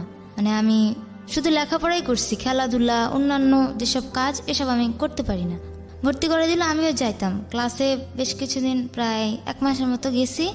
ওই সময় আমাকে ক্লাসে যাচ্ছি, তারপরে ক্লাস থেকে যখন বাসায় আসতাম তখন আমার সাথে 1-1.5 ঘন্টা, প্রায় দিনই 1-1.5 ঘন্টা এসে কথা বলতো যে ভালো ছেলে আছে, বিয়ে করো, তোমার ফিউচারে এইটা হবে ওইটা হবে, কিন্তু পরীক্ষা দেওয়া যাবে না, বিয়েই করতে হবে। এবং এখনই সেই বিয়েটা করতে হবে। বলে তুমি যদি চাও এই মাসেই বিয়েটা দিয়ে দিতে পারি আমরা, খুব ভালো ঘরের ছেলে, তুমি খুব ভালো থাকবা। কিন্তু আমি তো কাউকে বিয়ে করতে যাচ্ছি না, আমি চাচ্ছিলাম যেভাবে পরীক্ষাটা অন্তত দেই, কিন্তু পরীক্ষা দিতে দিচ্ছে না। সেই কারণে আমি এক পর্যায়ে মনে হয়েছিল যে দিবে না, শুধু শুধু আর কি করব, এত দূর লেখাপড়া করলাম, আমার ইচ্ছা ছিল আমি পরীক্ষাটা দিই, ভালো কোথাও লেখাপড়া করি। সেই কারণে আমি সুইসাইড করতে যাচ্ছিলাম। তো তুমি কি কোনো স্টেপ নিয়ে ফেলেছিলে? সুইসাইড করার? রাইট। হ্যাঁ, বিভিন্ন রকম কাজ করতাম, ধরা খেয়ে যেতাম। যেমন আলমারির মধ্যে আসি, দেখা যেত অজ্ঞান হয়ে গেছি, বেশিক্ষণ থাকতে পারলাম না, অজ্ঞান হয়ে গেলাম। পরে ওই যে আম্মু আছে নজর নজর রাখতো, মানে তার একটু গ্যাপের চান্সটাই আমি নিতাম, সে আবার আসতো তখন আলমারির ভিতর থাকলে তোমার মনে হতো তুমি সুইসাইড মারা যাবে এখানে? না না, আমি কিছুক্ষণ পরে অজ্ঞান হয়ে যেতাম ওখানে। তো অজ্ঞান হয়ে গেলে ওখান থেকে তোমাকে যদি কেউ উদ্ধার না করে তাহলে তুমি ওখানে মারা যাবে, এরকম বিষয়? আমার মনে হতো যে আর আমার কি কিছু নিতে, একটা আর কি হবে। স্টেপ নিতে? তারপরে আমি দোতলা বাসা, তো দোতলার যে সিঁড়িটা ওখান থেকে লাফ দিলে মানে মুখের হাত পার অনেক ক্ষতি হবে, মানে খুব খারাপ অবস্থা হয়ে যাবে। মানে বিভৎস চিন্তাগুলো আসতো নিজের মধ্যে। হ্যাঁ, ওকে, বুঝতে মনে পারছি। হতো ওখান থেকে লাফ দিব। এবং তোমার যে স্ট্যামিনাটা, মেন্টাল যে স্ট্যামিনাটা, সেটাও অনেকটা দুর্বল। এটা তোমার বেড়ে ওঠার কারণেই হয়েছে সামহাও। এটা তারা বুঝতো, যে কারণে তারা খুব একটা শারীরিক চাপ দিতে পারতো না, যেটা মনে হয়েছে কথা শুনে। ওকে, সো সুইসাইডের প্রসঙ্গে ছিলাম আমরা। সাগর, তারপর? ও সুইসাইড করতে গেল, যে আমার সাথে এত প্রবলেমের পরে ও সুইসাইড করার পদক্ষেপ নিল। সুইসাইড করার আগে আমাকে ফোন দেয় যে আমি তো এই কাজ করে ফেলবো। আমি অনেক কষ্ট পাই, আমি এক সপ্তাহ ওর সাথে কথা বলিনি আমি। তারপরও ওর বাসার পিছনে, তখন বৃষ্টি পড়ছিল, বাসার পিছনে আমি প্রায় 3 ঘন্টা ধরে দাঁড়িয়ে আছি যে তুমি কিছু করো না, আমি আসি, আমি তোমার সাথে থাকবো, যেমন করেই হোক, যেভাবে হোক, আমি তোমার সাথে রিলেশন কন্টিনিউ করবো, তুমি কিছু করো না, তুমি কিছু করলে আমিও কিছু করে ফেলবো। তো অনেক চেষ্টার পর ও থামলো, আমার সাথে রাতের বেলা কথা বললো। আমি তখন বললাম যে আচ্ছা ঠিক আছে, তোমার যেহেতু তোমার পরীক্ষা দিবে না, তোমাকে ঠিকমতো বের হতে দিচ্ছে না ওখান থেকে, যে তুমি একদিন কষ্ট করে তুমি একটু পালিয়ে বের হও, দেখা করো আমার সাথে। তো ও কোনোভাবে ম্যানেজ করে দেখা করতো। তো আমি তখন ওকে বলি যে আচ্ছা ঠিক আছে, শুনো, তোমার জামা কাপড়গুলা তুমি বের করে নিয়ে আসতে পারবা কোনোভাবে? যে ও আমাকে বলে যে কিভাবে বের করে যায়। আমরা দুজন মিলে তখন বললাম যে আচ্ছা ঠিক আছে, তুমি অল্প অল্প করে, তুমি যে ইয়াতে নিয়ে যায়, তুই কোর্সে ভর্তি করাইছে, সেলাই কোর্সে, আচ্ছা ঠিক আছে, তুমি ওখানে যাওয়ার সময় ব্যাগে করে প্রত্যেক দিন অল্প অল্প করে কাপড় নিয়ে আসবা। অল্প অল্প করে কাপড় নিয়ে আসতো। ও ফ্রেন্ডের বাসায় থাকতো, কয়েকটা ফ্রেন্ডের বাসায় আলাদা আলাদা করে রাখতো। মানে প্ল্যানটা হচ্ছে আপনি ওকে বের করে নিয়ে এসে বিয়ে করবেন বা এরকম কিছু একটা? ওকে, এভাবে প্ল্যান করছি। তো ও এভাবেই বের করতো। যখন দেখা গেছে যে ওকে খাবারের কষ্ট দিচ্ছে আর জোর করে, ওরা কিন্তু নজর রাখতো, ওরা কিন্তু প্রায় বুঝে পেয়েছিল, ঠিক আছে, যে ও আমার সাথে রিলেশন এখন খুব ভালোভাবে আছে এবং কন্টিনিউ করতেছে, ও আমাকে ছাড়বে না। তো কী করলে, আমাকে ফোন দিত। ও যখন ভিতরে থাকতো আমাকে ফোন দিত, ফোন দিয়ে গালিগালাজ করতো, তখন অনেক হুমকি দিত যে এই করব, ওই করব, তোমার ক্যারিয়ার কিভাবে নষ্ট করা যায়, এভাবে করব। তো আমি যে প্রথম চাকরিটা পেয়েছিলাম, সেই চাকরিটার রেফারেন্স কিন্তু তারা দিছিল, তাদের জন্যই আমি ওই চাকরিটা পেয়ে গেছিলাম। তো আমি ভাবলাম যে আচ্ছা ঠিক আছে, আমি ওকে নিয়ে যেহেতু চলে যেতে চাচ্ছি, আমি যদি এখানে থাকি ওরা আমাদের তো ধরে ফেলবে, আর ওরা আমার চাকরিটা নিয়ে এমনও দেখা গেছে যে চাকরি থেকে তাদের যেহেতু চেনাশোনা, তাদের রেফারেন্সে তারা বাদ দিয়েও দিতে পারে। তো আমি কী করলাম যে আমি আরেকটা জায়গায় পরীক্ষা দিচ্ছি, আরেকটা চাকরির জন্য খুঁজছি। কিছুদিন খোঁজার পর আমি একটা চাকরি পেয়ে যাই, সেটা হচ্ছে নারায়ণগঞ্জ, আমি যেখানে এখন আছি সেখানে নারায়ণগঞ্জ আরেকটা প্রতিষ্ঠানে আমি চাকরি পেয়ে যাই। তো ওখানে আমি বাসাটা শিফট করে নিয়েছি। আমার বাসা বলতে তখন ছিল হচ্ছে মাত্র বেড আর হচ্ছে সামান্য কিছু জামা কাপড়, এই। তো ওর জামা কাপড়ও বের করে নিয়ে আসে। তারপরে একদিন সময়টা দুপুরবেলায় ছিল, তো আমাকে বলে যে আচ্ছা ঠিক আছে, আমি কিন্তু সব কিছু বের করে ফেলছি, এখন আমি কি করব? আমি বললাম যে আচ্ছা আমি অফিসে আছি, আমি কালকে সকালবেলা আসবো, ভোরবেলায়। তুমি একটা কাজ করো, তুমি ভোরবেলায় যেহেতু তুমি ইয়াতে যাবে, কোর্সে যাবে, যে একটু ভোর দিকে বের হয়েও। তো পরদিন ভোরবেলায় বের হয়। তো আমি ওকে নিয়ে চলে আসি এদিক দিয়ে। ওর যে নাম্বারটা ছিলাম এই নাম্বারটা বন্ধ করে দিচ্ছি, আমি আমার নাম্বারটা বন্ধ করে দিয়ে আমি ওখানে আসি। তো আছি এখন নতুন একটা বাসায় উঠছি, যেহেতু ওখানে চাকরি করছি, নতুন বাসায় উঠছি। প্রথমে আমি বিয়ে করি নাই, প্রথমে যেহেতু সাবলেট উঠছি, তো ওখানে আমি যেহেতু 3টা রুম আছে, 3টা রুম কি 2টা রুম আর একটা হচ্ছে হল রুম। তো আমি বাসায় পরিচয় দিলাম যে এটা আমার ওয়াইফ, তো ওভাবেই নিয়ে গেছি। তো 1টা মাস ও বাইরে থাকতো, মানে ও ভিতরে আমার রুমে থাকতো আর আমি বাইরে থাকতাম, এভাবে চলতাম। তো পাশের ভাবিরা বললো যে কী এরকম করে থাকেন, আমি ছিলাম একটু ঝগড়াঝাটি হয়েছে। তো পরে মাসে যে বেতনটা পাইছি, আমি প্রথম বেতন পেয়ে আমি ওকে বিয়ে করি। বিয়ে আচ্ছা। করি এটা আমার কতগুলো কলিগের সাহায্যে, যে তারা টাকা পয়সা বা এইভাবে ফাইন্যান্স ম্যানেজ করে উকিল বাপঠাপ সেজে হ্যাঁ হ্যাঁ বিয়েটা দেয়। বিয়েটা দেয়। আমি কত সালে বিয়েটা হলো? এটা হচ্ছে 2017। 2017। ওকে, মানে 2017 কত কোন মাসে? এটা হচ্ছে জুলাই মাসের জুলাই, 7 তারিখ। বেশ কিছুদিন হয় হলো আর কি। হ্যাঁ, জুলাই মাসের 7 তারিখে আমরা বিয়ে করি। বিয়ে করার পরে আমাদের টোটালি আমাদের খবর কিন্তু ওরা জানে না, ওই অনাথ আশ্রমে কেউ ও তো জানে না। পালিয়ে এসছে। হ্যাঁ, হুম। তো অনাথ আশ্রমে কেউ জানে না। তো আমরা ঠিক মতোই চলছি, ভালো মতোই চলছি। 2 মাস খুব ভালোভাবেই চললাম। একদিন আমি কাজের ক্ষেত্রে নারায়ণগঞ্জে যেহেতু গেছি, কাজের ক্ষেত্রে যাওয়া হয়, তখন ওখান থেকে যে অনাথ আশ্রমে একজন ভাই আছে, সেও আবার নারায়ণগঞ্জে কোথাও জব করতো। সে আমাকে দেখে ফেলছে এবং দেখে ফেলে সে আমার পিছু নিছে, আমি সেটাও জানি না। আমি তাকে দেখিনি। পরে আমি যে বাসায় থাকতাম, যে অফিসে কাজ করতাম, দেখি কন্টিনিউ সে আমাকে ফলো আপ করতো। তো এইভাবে করে সে আমার প্রত্যেকটা খবর জানে। আমি কোন দোকান থেকে লোড করতাম, দোকানে আমি দেখা গেত আমি প্রত্যেক দিন কিন্তু লোড করা লাগতো, যেহেতু আমি চাকরি করি। আমার চাকরির ক্ষেত্রে তো আর বাইরে বের হইতে পারবে না। আমার অফিসটা এমন জায়গায় ছিল, যদি মোবাইলে টাকা না থাকে তাহলে আমার অনেক দূর যেয়ে তারপর মোবাইলে টাকা ভরতে হয়। তাই প্রত্যেক রাতের বেলা আমি বাসায় ঢোকার আগে মোবাইল নাম্বারটা লোড করে তারপর ঢুকি। তো ওখান থেকে ও পেয়ে যায় নাম্বারটা। একদিন আমি অফিসে আছি, তো ওখান থেকে ফোন আমি নর্মালি তো চিনি না, আননোন নাম্বার। তো ফোন ধরছি, তখন আমার কথা জিজ্ঞেস করে যে তুমি কোথায়। আমি বলছি কে বলছেন। তারপর পরিচয় দেয়। তারপর বলে যে আমি কিন্তু জানি তুমি কোথায় থাকো, কোথায় চাকরি করছো, সব কিছুই জানি, আমাদের কাছে সব কিছু খোঁজখবর আছে। তোমাকে এ দেখছে এখানে, তোমার বাসা এখানে। যখন দেখি সব কিছু এক্স্যাক্ট বলে দিচ্ছে, তো আমাকে জিজ্ঞেস করছে তোমার কাছে পাপিয়া গেছে কিনা। আমি তখন যেহেতু দেখছি যে সব কিছু এক্স্যাক্ট বলে দিছে, তো আমি বললাম যে হ্যাঁ আমার কাছে চলে আসছে, ধরা খেয়ে গেছি আমি। তো আমি আর মিথ্যা কথা বলিনি, আমি সত্যি কথা বলে দিছি। তো বলছে যে আচ্ছা তোমরা কি বিয়ে করছো। আমি বললাম যে হ্যাঁ বিয়ে করছি। কয় আচ্ছা ঠিক আছে তুমি আসো। এটা কে জিজ্ঞেস করেছে? ওই যে ওখান থেকে আশ্রমের অথরিটি? হ্যাঁ অথরিটি। ওকে। তো তোমরা কি বিয়ে করছো। আমি বলছি হ্যাঁ আমরা বিয়ে করে ফেলছি। তো বলে যে আচ্ছা ঠিক আছে আসো দেখি, কাবিন নাম্বারটা নিয়ে আসো। তো আমার ভয় লাগছে যে আমি ওকে বলি যে আমি একটু ঘুরে আসি। আমি প্রথমে জানাইনি, ঠিক আছে। তো আমি আসি অনাথ আশ্রমে।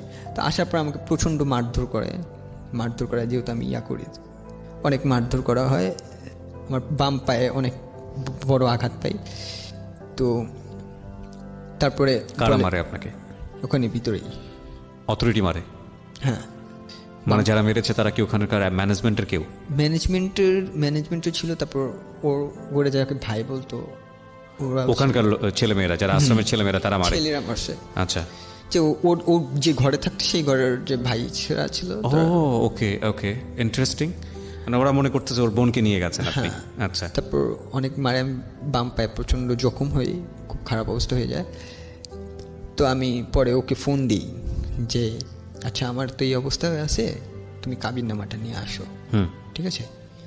তো ওই সময় জানতে পারি আমাকে পুলিশ কেসও করা শেষ আমার নামে। কেসও করছে, যেদিন ও পালিয়ে আসছে সেদিনই বলে কেস করছে। তো পুলিশ আসলেও আমাকে ভিতরেই আটকে রাখা হয়। তো ও তো নতুন গেছে ওখানে, ও কোথাও বাইরে টাইরে যায় না।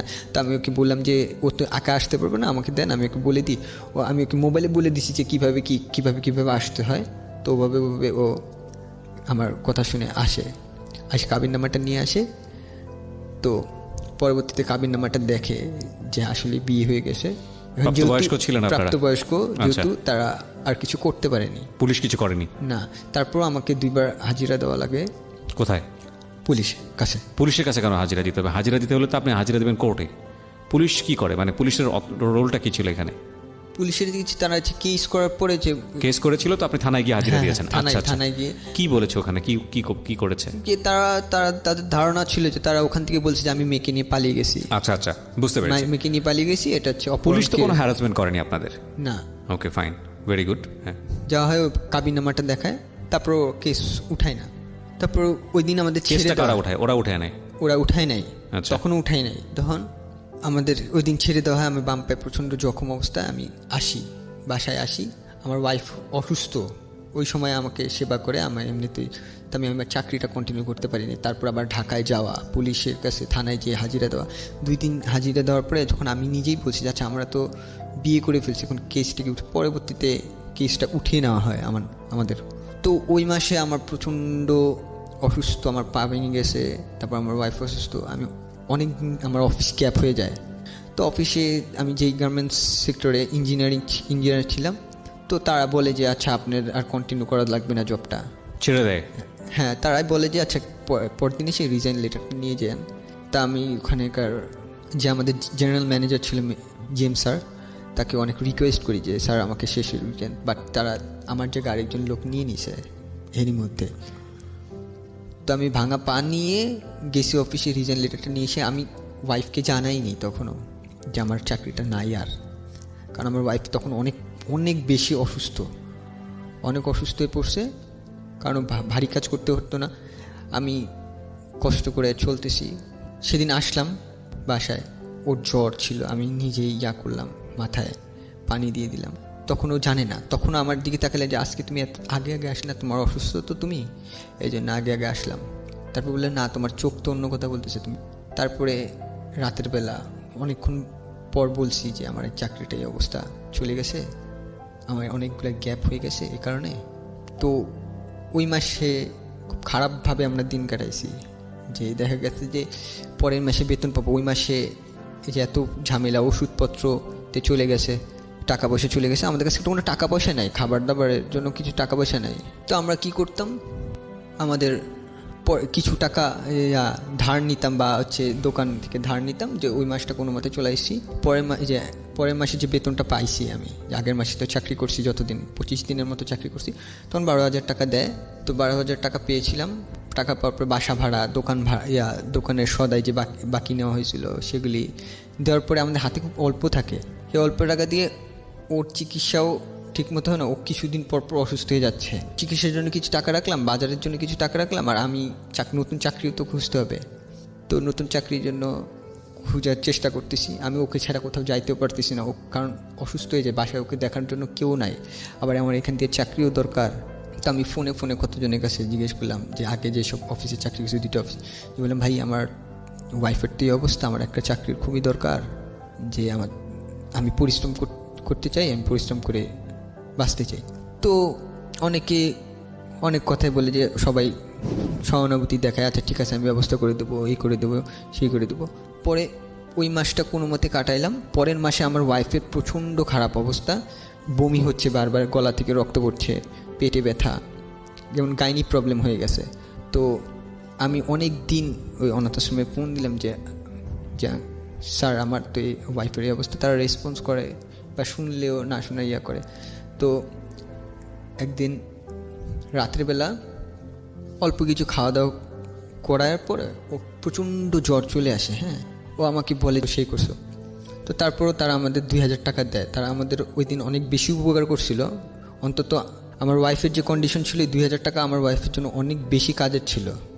আমি ওই 2,000 টাকা পাইছি। তারপরে আমার ওয়াইফকে নিয়ে ডাক্তারের কাছে গেছি, গাইনি ডাক্তার দেখালাম, অনেক বড় প্রবলেম হয়েছিল। তো 1 মাসের ওষুধ লিখে দেয়। 1 মাসের ওষুধ কেনার টাকা ছিল না আমার কাছে যেহেতু। তো আমি 10-12 দিনের ওষুধ কিনি। ওষুধ কেনার পরে আর কিছু বাজার নিয়ে আসি, যে আচ্ছা ঠিক আছে ওষুধ খেলে হবে না, বাজারও তো লাগবে। তো বাজার কিনে নিয়ে আসি। এভাবে করে মোটামুটি একটু সুস্থ বা একটু কথা বলতে পারে, বা আগের মতো ব্যথা যন্ত্রণা করে না, বা রক্তপ্রবাহ একটু কমে গেছে। তো তখন কি করলো, আমাদের যে ছিল, যে দোকানে আমরা সদাই নিতাম বা বাকি নিতাম, সে দোকানদার বলে আচ্ছা ঠিক আছে আপনার তো চাকরি না, আপনি চাকরির কোনো ব্যবস্থা করতে পারবেন না, আপনি সদাই নেওয়া বন্ধ করে দিয়েছে। পুরো সদাই নেওয়া বন্ধ। আমার বাসা ভাড়া 1 মাসে দিছি, পরে বাকি হয়ে গেছে। ওই 1 মাস দিতে পারি না, আমি বলছি চাকরি পেলে একবারে দেবো। তো এইভাবে পুরো এপাশ দিয়ে আমাদের টর্চার শুরু করলো। আমার কিছু বাকি দিছে না, আমরা খাবো কীভাবে চলবো, কারণ আমার কাছে টাকা পয়সাও তেমন ছিল না। তো আমি অনেকভাবে চেষ্টা করতেছি। অনেকে বলছে আচ্ছা ঠিক আছে আসো তুমি আমার সাথে দেখা করো। দেখা করতে গেছি। আমি 3 ঘন্টা দাঁড়িয়ে আসি। 3 ঘন্টা দাঁড়িয়ে আসি, তখন শীতের সময়। 3 ঘন্টা দাঁড়িয়ে আসি। যেদিন আমার ইন্টারভিউর দিন, সেদিন ফোন দিয়ে জিজ্ঞেস করি, যে ফোন দিই, কোনো রেসপন্স নাই, কোনো রেসপন্স করে না, ফোন ধরে না। এরকম করে অনেক জায়গায় আমি ঘুরছি। আমার তখনও পাটা কিন্তু ঠিকমতোভাবে সারে নেই। আমার পায়ে অনেক বড় একটা ক্ষত হয়ে গেছিলো। তখন আমি করে চলছি। তো আমার ওয়াইফ এপাশে বাসায় আসতো, আমি আসতাম। আইসা এমন দিন গেছে যে ওই মাসে আমরা ভাতের মুখ দেখি নাই, পর্যন্ত ভাত খাই নাই। মনে পড়ে না আমার 30 দিনের মধ্যে আমরা কয়দিন ভাত খেয়েছি। কিভাবে থাকতে তাইলে? আমাদের দেখা গেছে যে সারাদিনে 4টা সিঙ্গারা বা 4টা পরোটা কিনে নিয়ে আসতাম, দুপুরবেলা কিনে নিয়ে আসতাম, 2টা দুপুরবেলা খাইতাম, 2টা রাতের বেলা খাইতাম, এভাবে করে। তো পিউ, মনে হয় না যে ছেলেটাকে জীবনে নিয়ে তুমি ভুল করেছো? এই যত কষ্ট মনে হয় তো মাঝে মাঝে, কিন্তু ভালোবাসি তো। গল্পটা এখানেই শেষ হবে প্রিয় শ্রোতা, আর গল্পটা বড় করব না। কার ভুল ছিল, কি আছে, কি হবে, কিছুই আমরা জানি না। আমরা শুধু জানি যে ওরা একটা বিশাল সমুদ্র পাড়ি দেওয়ার জন্য দুজনে হাত ধরেছে, এবং এই যে লাস্ট শব্দটা ভালোবাসিত, এই ভালোবাসিতর শক্তিটা এত বেশি হোক যাতে করে সমুদ্রটা ওদের কাছে বড় কিছু মনে না হয়। বাকিটুকু তাওয়াক্কাল তো আল্লাহ। আল্লাহ নিশ্চয়ই প্রত্যেকটা মানুষের ভালো চান। যেহেতু আমি ব্যক্তিগতভাবে ধর্ম বিশ্বাস করি, এবং যারা বিশ্বাস করেন ধর্মভীরু মানুষ এবং সৃষ্টিকর্তাকে বিশ্বাস করেন, তাদের জায়গাটা থেকে প্রার্থনা করব ওদের জন্যে যেন ওরা ভালো থাকে। ওরা এতিম, একদম স্পষ্টভাবে এটা বলা আছে যে এতিমদের যদি কেউ সাহায্য করে, এতিমদের পাশে যদি কেউ দাঁড়ায়, তাহলে সৃষ্টিকর্তা তার পাশে থাকেন। সো আমরা যেন ওদের প্রতি ভালোবাসার হাতটা বাড়াই। আমি শেষ মেসেজটি এটাই বলতে চাই, যদি কেউ, যেহেতু ওদের এডুকেশন কোয়ালিফিকেশন আছে, ওদের যোগ্যতা আছে, এবং এনি কাইন্ড অফ জব যেটা ওদের সার্ভাইভ করার জন্য প্রয়োজন এই মুহূর্তে, বিশেষ করে নারায়ণগঞ্জ এলাকাতে ওরা আছে, নারায়ণগঞ্জের অনেক লোকই শুনছেন, এবং এই নাম্বারটি, যে নাম্বারটি আমি বলে দিচ্ছি, 09611904 আমি আবারও বলছি, 09611904 এনি কাইন্ড অফ জব। ওর লেখাপড়া আছে। তুমি কত পর্যন্ত পড়েছো? Diploma in textile. Diploma in textile. তুমি কত পর্যন্ত পড়েছো? আমি ইন্টার পরীক্ষা দিই। ইন্টার পরীক্ষা দিতে পারেনি। তো ডিপ্লোমা ইন টেক্সটাইল, এবং যার 1 মাসে সে কয়বার ভাত খেয়েছে মনে নাই। তো এই ছেলেটি এখন বাঁচার জন্য যে কোনো ধরনের জবই তার প্রয়োজন, অ্যাটলিস্ট সার্ভাইভ করার জন্য। মাথার উপরে 2টো ঠাই, মানে মাথার উপরে ঠাই, আর হচ্ছে 2 বেলা ভাত খাওয়া, ডাল ভাত। এটার জন্য ওর একটা কাজ দরকার। যারা শুনছেন, আমি বিশ্বাস করি, আমরা অর্থ সাহায্য চাচ্ছি না, প্লিজ একটু বোঝার চেষ্টা করবেন।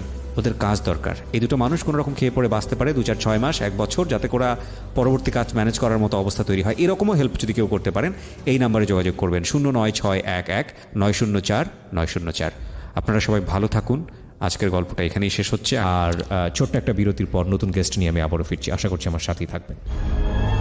জীবন গল্প, জীবন নাটকের চেয়েও নাটকীয়। জীবন গল্প।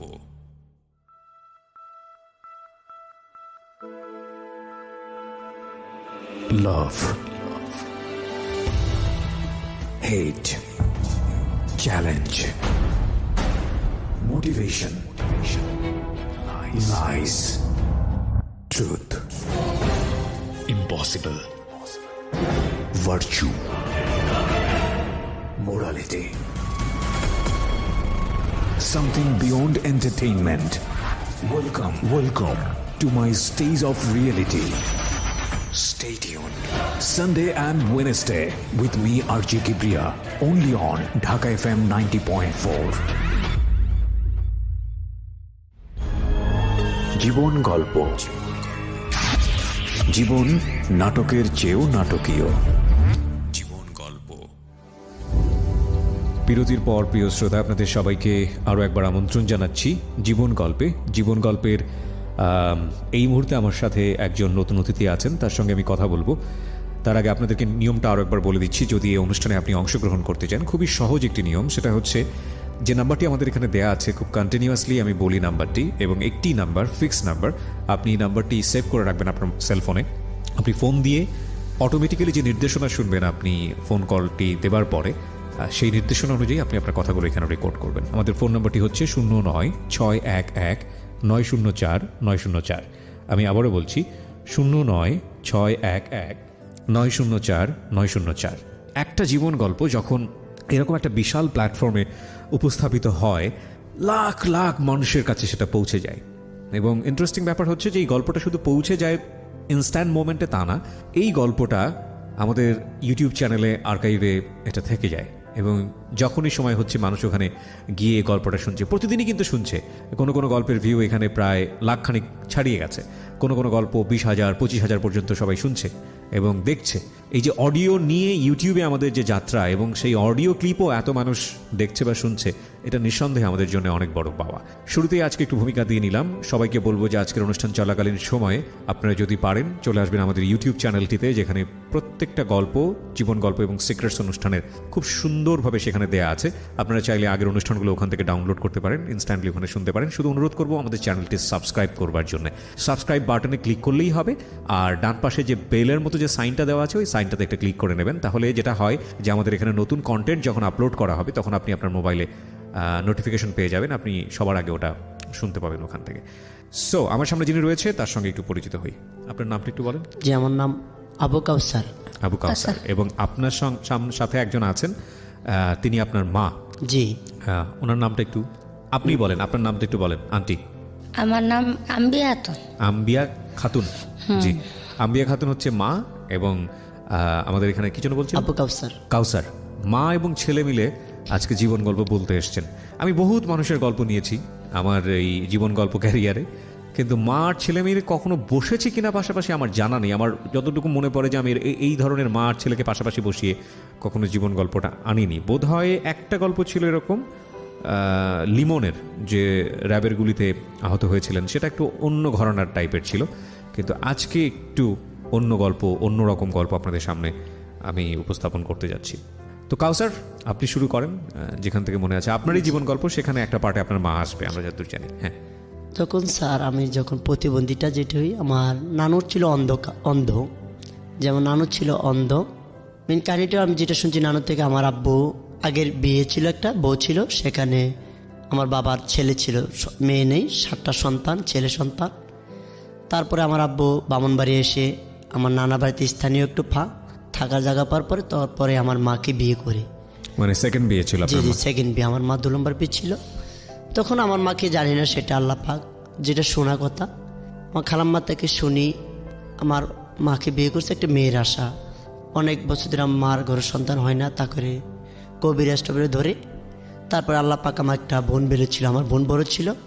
আমার বোনের বড় পরে আমার বোনের যখন 4 বছর হয়েছিল তখন আল্লাহ পাক আমাকে দুনিয়াতে পাঠায়। তখন আমার বয়স ছিল 4 দিন। তখন আমার আব্বু, ভিতর তো কি সেটা তো আর কেউ বলতে পারে না, মানুষের ভিতরে কী উদ্দেশ্যে নিয়ে আসছে। অনেক বছর আমার আব্বু সেখানে ছিল আমার নানুর বাড়িতে। তারপর আমার আব্বু আমার বোনকে নিয়ে চলে যায়। আমার পৃথিবীতে আমার বোনটার জন্য অনেক কাঁদনা আসে। আর আমার মা তখন চলে যায় আমাকে, বলতে কোথায় চলে যায়? আমার আব্বু রাত্রিবেলা সবাইকে বিদায় নিয়ে, আমার নানু অন্ধ ছিল বেলে আমার খালাম্মা কাছে, আমার খালাম্মা দেশে ছিল, আমার খালাম্মা ছিল চট্টগ্রাম, গার্মেন্টস চাকরি করতে, অভাবে সংসার তো। তারপরে সেখান থেকে রাত্রিবেলার পরে শুনলাম আশেপাশে মানুষগুলা, তোর বোন অনেক সুন্দর ছিল। আমার ভাগ্য আমি জানি না, আল্লাহ পাক। আপনার মা তখন কোথায়? আমার মা আমার নানুর বাড়িতেই। তখন আমার ছুটি করে, যখন আমার 4 দিন বয়স। আচ্ছা আচ্ছা 4 দিন বয়স, তখন আমার 7 দিন হলে ছুটি ওঠে, আমাদের গ্রামের ভাষা বলে ছুটি। আচ্ছা, মানে অন্য একটা ঘরে ছিল? জি জি, অন্য একটা ঘরে ছিল, আতুর ঘর যেটাকে বলে। জি, আতুর ঘর, সেই ঘরে ছিল ভাই। তারপর আমার আব্বু চলে যায়, পরে তারপরে হোলকাল চলে গেছে। আমার মাও কান্না, তার বউ এরকম কীভাবে কাজ করলো। আমার আম্মু তো আর বরিশাল যায়নি, আমার বাবার দেশ দেখেও নেই। সেখান থেকে এসে পরে এখান থেকে আমার অনেক কষ্টে বড় হয়।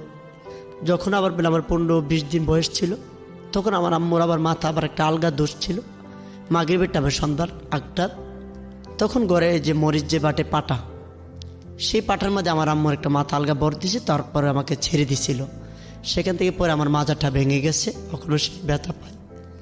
তারপর আমার নানু অন্ধ ছিল, ডাক্তার চিকিৎসা করতে পারে না, সেখানে ওই আগে দেশ গ্রামে কোয়ালতেরি আছে, সেগুলো আতুর যারাই তো চিকিৎসা করতে পারে, কবিরাজি ট্রিটমেন্ট যেটা জি সেভাবে করেছে। এতটুকুই যারাইছে। আমার নানু অন্ধ ছিল তখন এইভাবে, আর এরকমই করে ওখানে হাঁটতে গেলে একটু ব্যথা হবে, পায়ে একটু সমস্যা, হাঁটতে গেলে ব্যথা হবে অনেকে। আমার নাম কত সুন্দর একটি নাম, কাউসার। সূরা একটু আছে, অনেক সুন্দর একটা কাউসারের সূরা, কাউসার। সেই সূরাটা এই নামে আমার নানু ছিল, নানু বলে লাগছিল এই নামটা। তখন পালাইছে পরে আমি এতে বুঝি না, অনেক কষ্টের বড় হয়, অভাব ছিল খানার। আমি যেটা যতটুকু আমার মনে ছিল, চুলা লাল মাটি সহকারে খাইছি, অভাব ছিল আমাদের, মানে চুলা যে আপনার পোড়া জীবনের মাটি। একদম প্রাথমিক স্মৃতি যদি বলি তাহলে এগুলো হচ্ছে আপনার, আপনি যে ঘটনাগুলো বললেন সেগুলো তো আপনি বড় হয়ে শুনেছেন, জি জি দেখেন নাই, কিন্তু আপনার একেবারে যেটা মনে আছে সেটা হচ্ছে যে চুলা লাল মাটি জি খাচ্ছেন। জি জি চুলা এটা লাল হচ্ছে মাটি আপনার জীবনের প্রথম জীবন শিক্ষার প্রথম। স্মৃতি। আচ্ছা, চুলা লাল মাটি খেতাম অভাবে, খানা আনতে পারলে খাইতাম। পরে গান্দা চাউলের মার দিয়ে ভাত খেতাম, তরকারি কম ছিল, লবণ দিয়ে এটা দিয়ে আমার খালাম্মা ছিল, এটা কারাকারি করতাম, অনেক মার দূর খাইতাম, কে বেশি খাবে, কে ক্ষুধার ঠেলা টানাটানি করতাম, বাগাবাগি করে দিত। অনেক কষ্টে সেভাবে বড় হয়ে আমার খালাম্মা, আমাদের ফ্যামিলির সবাই বড় এরকম কষ্টে। তারপরে স্যার এইভাবে বড় হতে আস্তে আস্তে বড়, যখন আমার 10 বছর লেখাপড়া করতে পারিনি, অভাবের সংসার, এতটুকু বুঝি না, লেখাপড়া চলাফেরা বন্ধু বান্ধবের সাথে আটা বিরাজ করলে সবাই আমাকে ন্যাংডা বলে ডাকে। কি বলে ডাকতো? ন্যাংডা, আমার পায়ের ওই যে সমস্যা পায়ের দেখে। সমস্যা ছিল জি, এই কারণে। জি, এটা মাঝে মাঝে স্যার নীরব হলে আমি আল্লাহর কাছে কাঁদতাম, আল্লাহ আমার পাটা এরকম বানাতে কোনো মানুষের ক্ষেত্রে আমার ভাগ্য আছে। আবার মনে মনে নিতাম যেহেতু আমার পা ভাঙ্গা, অবশ্যই ন্যাংডাই ডাকবে না, আর কি ডাকবে, তাদের মনে মনে আনন্দ পা ডাকে, এই জন্য আর কিছু বলি না। অনেক বলতাম ভাই এটা বলিস না, আমার তো একটা নাম আছে, আমার ন্যাংডা বুঝি না, তারা এই নামটা ডাকলে একটা সরাসরি যাবো, সবাই একটা নামটা এরকম, এই নামটা বাসস্থ হয়ে যাবে। তারপরে ভাইয়া সেখান থেকে ডাকতো, মানুষের কিছু বলতাম না অনেকে। সেখান থেকে আমার লেডু FM থেকে কিছু কিছু গান শুনলে, সেখান থেকে আমার প্র্যাকটিস, গান শুনলে গান মুস্ত পড়তাম, গান আধুনিক গান এগুলো বিভিন্ন গান গাইতাম, শুনে মুস্ত হলে সেভাবে হতে। যখন 11 বছর হয় তখন আমাদের অভাব সংসার চলতে পারতেছে না, তখন আমার খালাম্মা আমাকে বাসা বাড়ি দিয়ে বলে। সেখানে স্যার বলছিল বাসা বাড়ি যে আরও দিতাম, 2 বেলা একটু বাজার টাজার করে আয়না দিতাম। সেখানে স্যার অনেক কষ্টে মনগুলো আসলে কান্দে আসছে। গেছি, পরে আমাদের দুজনকে খাবার দিই সেই মহিলা। আপনি 11 বছর বয়সে কি কোনো ধরনের লেখাপড়া করার সুযোগ লেখাপড়ার সুযোগ করতে পারিনি, কোথাও কোনো লেখাপড়া করার না, সুযোগ না, পাননি? না। আচ্ছা। আর্থিক সমস্যা, খানা পানা। তো 11 বছর বয়সে আপনাকে কোথাও কাজের বাসা জন্য বাড়িতে দেওয়া হয়? কাজে দিয়ে ফেলি, বললাম মামা এখানে থাকা যাবে না, অবশ্য এখানে কষ্ট আমাদের, কোন পাপ। পরে ভাই এই কথা বলার পরে ওই যেই লোক আমাদেরকে নিচ্ছিল, আমরা বলছি ভাইয়া আমরা থাকবো না, আমরা চলে যাব। পরে ওর এমন একটা মাথার ওয়ালের মধ্যে বাড়ি দিয়ে তার মাথাটা ফুলে যায়। তার আপনার মামা ছিল সম্পর্কে? যে সম্পর্কে মামা ছিল, আচ্ছা। তার নাম ছিল আলামিন। তার কান্না দেখে আমি কই না, আমি যাবো না, আমি ভয়ে আমি এখানে থাকতাম। তারপরে ওইখানে অনেক কষ্ট থেকে, খানা দানের কষ্ট, এভাবে অত্যাচার, মারধর করতো, খাবারও কষ্ট, খায় পেট ভরতো না। আমি পরে নিয়ে লাগে আমি আম্মু গাইন, আমি আমার আম্মা ডাকতাম, আমি খালাম্মাকে। আপনার মা কোথায় ছিল? আমার মা আমাকে ফালাই দিয়ে আমার নিখোঁজ? জি জি নিখোঁজ। আমার বোনের সুখে সুখে পাগলে যেত, পাগলে আমার মা অনেক নিউজ ছিল। আচ্ছা, মানে বিষয়টা এরকম যে আপনার বোনের যে বোনকে চুরি করে নিয়ে আপনার বাবা চলে গেছে। আমার আব্বু যখন আমার আম্মু 6 বছর হয়, আমার বয়সটা যখন মোটামুটি একটু বড় হয়ে গেছি, আচ্ছা। তখন আমার মার মাথার মনে একটু নলেজ হয়েছে, আমার বোনের সুখে সুখে পাগল হয়ে গেছে। পরে 15-16 মানে বছর যেখানে খুশি ওখানে চলে যেত? চলে যেত, আর বাড়িতে এখানে ছিল না। তার মানে 15-16 আপনি বছর আপনার বুদ্ধির বয়স হওয়ার পরে বুদ্ধির মাকে বয়স- দেখেননি? না, না, না, 11 বছর বয়সে না, না। মাকে ওভাবে মনে নাই? নবক সময় মার মনে নেই, খালাম্মাকে মা ডাকতাম, খালাম্মার আচ্ছা। কাছে বড় হই। আপনার কি কিছু মনে আছে?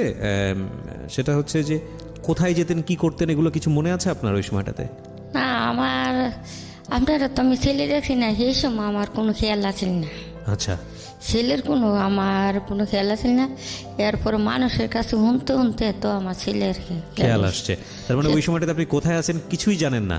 না, আমার সেই সময় মাথার ইন্টারেস্টিং ফ্যাক্ট হচ্ছে প্রিয় শ্রোতা, যে এই যে এই কাউসার ওর মাকে নিয়ে আজকে এখানে এসছে, এবং ওর কাউসারের জীবনে মা ছোটবেলাতে ছিলই না, ওর খালাম্মাকে ও মা বলে ডাকতো। এবং এই যে আম্বিয়া খাতুন ওনার মা, তাকে যে ওনার জীবনে পাওয়া, এটাও খুব ইন্টারেস্টিং একটা ঘটনা। আমরা একটু ধীরে ধীরে সামনের দিকে এগোবো, তাহলে আপনারা বুঝতে পারবেন যে আজকে জীবন গল্পটা কতটা ইন্টারেস্টিং। কাজের বাসায় ছিলেন আপনি 1 বছর, এবং ওখানে আপনাকে যেটা বলছেন যে খাবার দাবার এবং অনেক কষ্টে ছিলেন। খালাম্মারে মা ডাকতাম, খালাম্মা মোটামুটি আদর করছে ভালো, মার আদরটা মোটামুটি খালাম্মা দিচ্ছে, খালাম্মার তুলনা হয় না, সে লিন দিতেও পারবো না, মা তো মাই। খালাম্মার একটা ছেলে আসলো, খালা তবে আলামিন, দুজন আপন ভাইয়ের মতন বড় হয়েছিল। তারপরে এখান থেকে অনেক কষ্টে স্যার, ওই যে বললাম মক্কা শরীফে কাবাডিটা আমাদের সালাম করতাম, আল্লাহ কাছে বলতাম আল্লাহ আমি নামাজ পড়বো এখান থেকে যাইতে পারলে। মক্কা শরীফের কি কোনো ওই যে শোপিস? মদিনা শরীফের ইয়াগুলা, ছবির দৃশ্যগুলা ও আচ্ছা, ঘরের মধ্যে যেটা ঘরের ছিল? মধ্যে টাঙানো ছিল, সেটা আমাদের সালাম করতাম, সালাম আর করতাম, বলতেন যে আল্লাহ আমি এখান থেকে আল্লাহ বেরোতে- আমাকে এখান থেকে উদ্ধার করেন, মদিনা নবীর উম্মত যদি হয়ে থাকে, আমি জানি না বুঝতে কোন পেরেছি। পাপে কারণে। ঠিক আছে, পরে তো আপনার খালাম্মা আসলো একদিন। হ্যাঁ, যে আমার খালাম্মার কাছে, তারপরে খালাম্মা আসছে, পরে খালাম্মা কাছে বললাম আল্লাহ আম্মা ডাকতাম, তো বলতাম আম্মা এখন অনেক কষ্ট, মা খাইতে পারি না, চামচটা গন্যা গন্যা 3 চামচ বাদ দিয়ে গোল চামচটা ডাউলের গোল চামচগুলো খায়া পেট ভরে না, খালাম্মা খুঁজনা দাঁড়া দেখি দিব। পরে এখান থেকে অনেক কষ্টের বিনিময়ে সেখান থেকে গেছি। সেখান থেকে যাওয়ার পরে দেশে আসা লেখাপড়া করতে পারিনি। খালাম্মারে বলছিলাম লেখাপড়ার সুযোগ দিতে। দেশে ছাগল আসলো, আমাদের ছাগল পারত, ছাগল নিয়ে এসে ফোঁটা দিয়া চোখের মাঝে পাল লাগতাম, বৈশা বৈশা ছাগলের ঘাস খাওয়ায় বাড়িতে আসতাম, ঘোরাফেরা করতাম। লেখাপড়া করতে পারি নাই, লেখাপড়া বুঝিও নাই এতটুকু। বিরতি নেব এখানে। প্রিয় শ্রোতা, আপনারা শুনছেন জীবন গল্প। কাউসার এবং তার মা রয়েছে আজকে এখানে, এবং ছোট্ট একটা বিরতির পর আমরা তাদের জীবন গল্পে আবারও ফিরে আসছি। আর ইফাকে আপনাদেরকে মনে করিয়ে দিই, যারা এখানে জীবন গল্প শুনছেন তারা যদি মনে করেন যে আপনি এসে জীবন গল্প বলবেন, আপনার নিজের জীবনের গল্প, আমাদেরকে ফোন করবেন। আমাদের ফোন নম্বরটি হচ্ছে 09611904 আমি আবারও বলছি 09611904 ছোট্ট একটা বিরতি। এই ফাঁকে প্রিয় শ্রোতা, আপনাদের সবাইকে জানিয়ে রাখছি ইতিমধ্যেই শুরু হয়েছে রেডিও আম্বার 102.4 FM আমার একটি নতুন শো, যে অনুষ্ঠানটির কথা হয়তো বা অনেকেই জানেন, মাইক্রোফোন টেস্টিং 1024, যেখানে বাংলাদেশের ছড়িয়ে ছিটিয়ে থাকা অসম্ভব প্রতিভাবান শিল্পী যারা আছেন, যারা কোথাও কোনো ফ্লোর পান না কিন্তু খুব ভালো গান, তাদের সুযোগ ঘটছে একটা অনুষ্ঠানে, একটা এপিসোডে নিজেকে প্রকাশ করবার। আপনি যদি খুব ভালো গান করেন এবং আপনি যদি মনে করেন এই অনুষ্ঠানটিতে আপনি অংশগ্রহণ করবেন, তাহলে এই নাম্বারটিতে ফোন দিতে হবে, এবং নাম্বারটিতে ফোন দিয়ে ফোন থেকে আপনি যে নির্দেশনা পাবেন সেই অনুসারে আপনি কাজটি করবেন। ফোন নাম্বারটি হচ্ছে 09611001024। আমি বাংলায় বলছি এবং ধীরে ধীরে বলছি, 09611001024। এই নাম্বারটিতে ফোন দিয়ে আপনি নির্দেশনা অনুসারে আপনি কাজটি করবেন। আর এমনও হতে পারে এই অনুষ্ঠানের মধ্য দিয়ে সারা বাংলাদেশ আপনাকে অন্যভাবে চিনবে। সো অপেক্ষা করছি আপনার কলের। জীবন গল্প, জীবন নাটকের চেয়েও নাটকীয়। জীবন গল্প।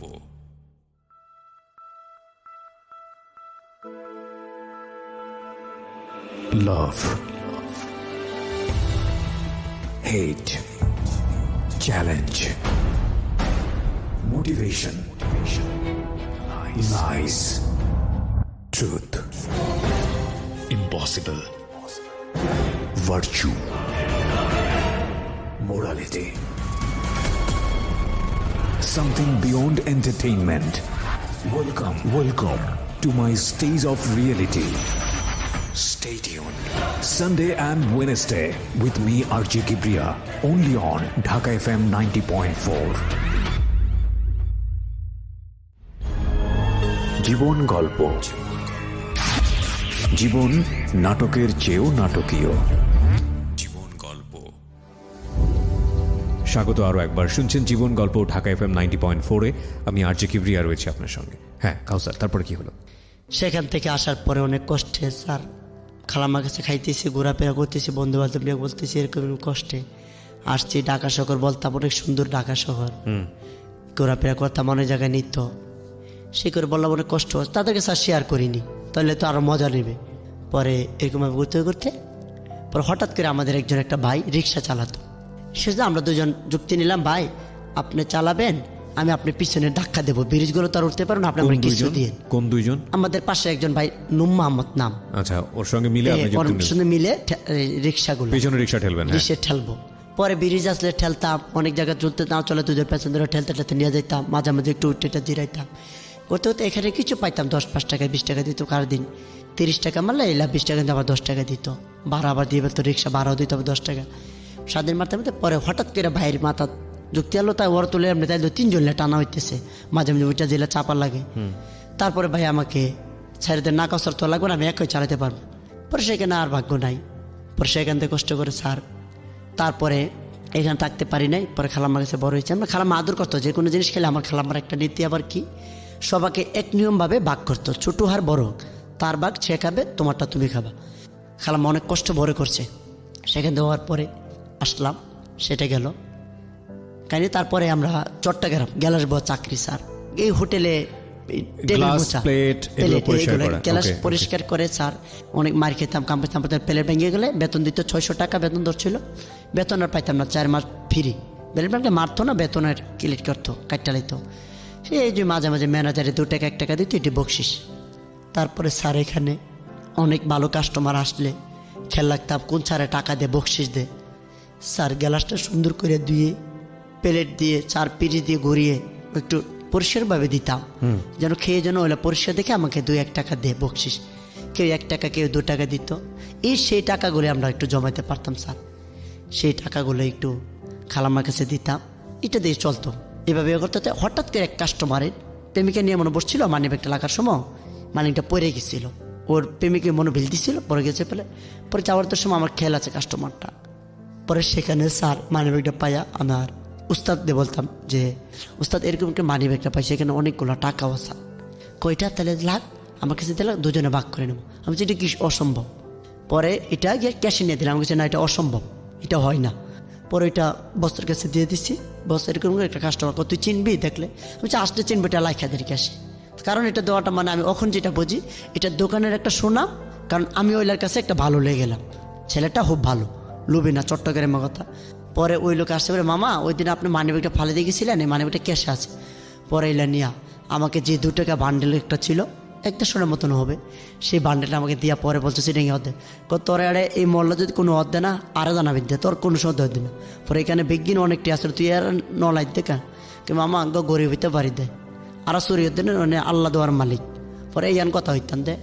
পরে কইসে পারে মামারে, পরে অনেক আমাকে আদর করতো, সবসময় আসলে সবসময় 5 টাকা 10 টাকা দিত, ওই একটা মহাব্বত স্যার। পর ওই টাকাগুলো কিছু জমতো স্যার, সেটা দিয়ে কোন সময় জামা কিনতাম, অনেক তো শখ হয়, অনেক কষ্টে সেখান থেকে গেল। পরে হঠাৎ করে আমি পড়া একটা শিখার চেষ্টা করলাম, গান গাইতে মজার গান গাইলে স্যার কিছু অনেক মহিলার অনেক ভাই বেদার পোলা পানি করতো, আমগর নামে একটু বানায় প্রেমিকার নামে গান গাইবি, তোকে আমরা বকশিস দেব। বাউল গান শিল্পটার আগে গান গাইতাম, কিছু বকশিস পেতাম, সেটা দিয়ে বন্ধু বান্ধবী খাইয়ে ফেলতাম। আচ্ছা, অনেক কষ্ট অনেক মহিলারও 2-4-5 টাকা দিত, সেটা দিয়ে অনেক টাকা ওই মোটামুটি খাইয়ে খাইয়ে চলতাম। ওখানে বুঝছি আবার অনেক আপনার মতন স্যার 2জন ভাই ছিল, ওইখানে একটা নাটক ছিল। এখন তো মেয়েদেরকে পাওয়া যায়, ওখানে মেয়ে ছিল না, পুরুষকে দিয়ে মেয়ে সাজাইতো। ওই যাত্রার মধ্যে মাঝে মাঝে একটা গান গাইতাম, সেই যাত্রা থেকে 2টা বই পেয়েছিলাম পুরস্কার। আমি বই তো আর পড়তে পারি না, সে বইটা আমাদের বাড়ির পাশার সর্দার ছেলে জুয়েল ভাই, সেই বাড়ির কাছে বিক্রি করে দিতাম, 30 টাকা দিছি। সেই পুরস্কারে আমার অতি জীবনে ফার্স্ট গান গাওয়ার পর পাইলাম। সেখান থেকে কাহিনী গেল স্যার। তারপরে ইদারিং বছর 2-3 বছর আগে পরে আমাদের গ্রামে একজন বাউল শিল্পী ছোটো আবুল, সেই ছোটো আবুল একদিন আমার নিতে চাইছিল গান গাইতে, মিলার অনুষ্ঠান আগে তো আসার আগে গান গেয়ে অনেক পোলাপান্ডে লাগতাম। দেশ গ্রামে তো বাউল গান আরম্ভ হয় 11টা-12টা বাজে আরম্ভ হয়। সেখান থেকে ভাই আসার আগে কিছু গান গেলে অনেক মানুষের 2-4-5 টাকা দিত, শূন্য গান, বাউল গান। আবুল সরকারের একটা গান গাইছিলাম, গাওয়ার পরে সে আবুল সরকারে আসার স্টেজের ওঠার সাথে সাথে ভাই আল্লাহ রশিদ রহমত ভাই এসে বললো, এতক্ষণ যে একটা গান বলছিল, গান যে বললো ওরকম লাগছিল আপনাদেরকে, সেই ছেলেটা একটু দয়া করে আমার সামনে আসেন, আমি ছেলেটাকে দেখতে চাই। ছোট ছোট বিষয় যেগুলো হয়তো আমার জায়গা থেকে বা যারা শুনছেন তাদের অনেকেরই জীবনের জায়গা থেকে, দুমুঠো ভাত কিংবা হোটেলে এই 2 টাকা কিংবা ওর এই টুকটাক গান পাড়া কিংবা ওই ছোট বাচ্চাদের কাছ থেকে অ আ ক খ শেখা, এগুলো হয়তো আপনার জীবনের জায়গা থেকে কোনো ঘটনাই না, কিন্তু ওর সার্কামস্ট্যান্সেস থেকে, ওর পরিবার বা ওর পরিবেশ থেকে এগুলো ওর জীবনে ভয়াবহতম ঘটনা, মনে দাগ কাটার মতো ঘটনা। কি অদ্ভুত জীবন মানুষের, তাই না? যে আমরা কেউ কেউ শুধু পরিবেশের কারণেই জজ, ব্যারিস্টার, ডাক্তার, ইঞ্জিনিয়ার হচ্ছি, আবার কেউ এই পরিবেশের কারণেই রাস্তার ফকির হচ্ছে, চোর হচ্ছে, বদমাইশ হচ্ছে। কেউ এই পরিবেশের কারণেই শুধু দুবেলা খেতে পারে না, এইরকম জীবনযাপন করছে। অদ্ভুত। প্রত্যেকটা মানুষই কিন্তু সম্ভাবনাময়। এই ছেলেটাকে যদি প্রপার পরিবেশে বড় করা যেত, তাহলে এই ছেলেটা না জানি কোন জায়গায় যেত, না জানি সমাজের কত বড় অ্যাসেট হতে পারত।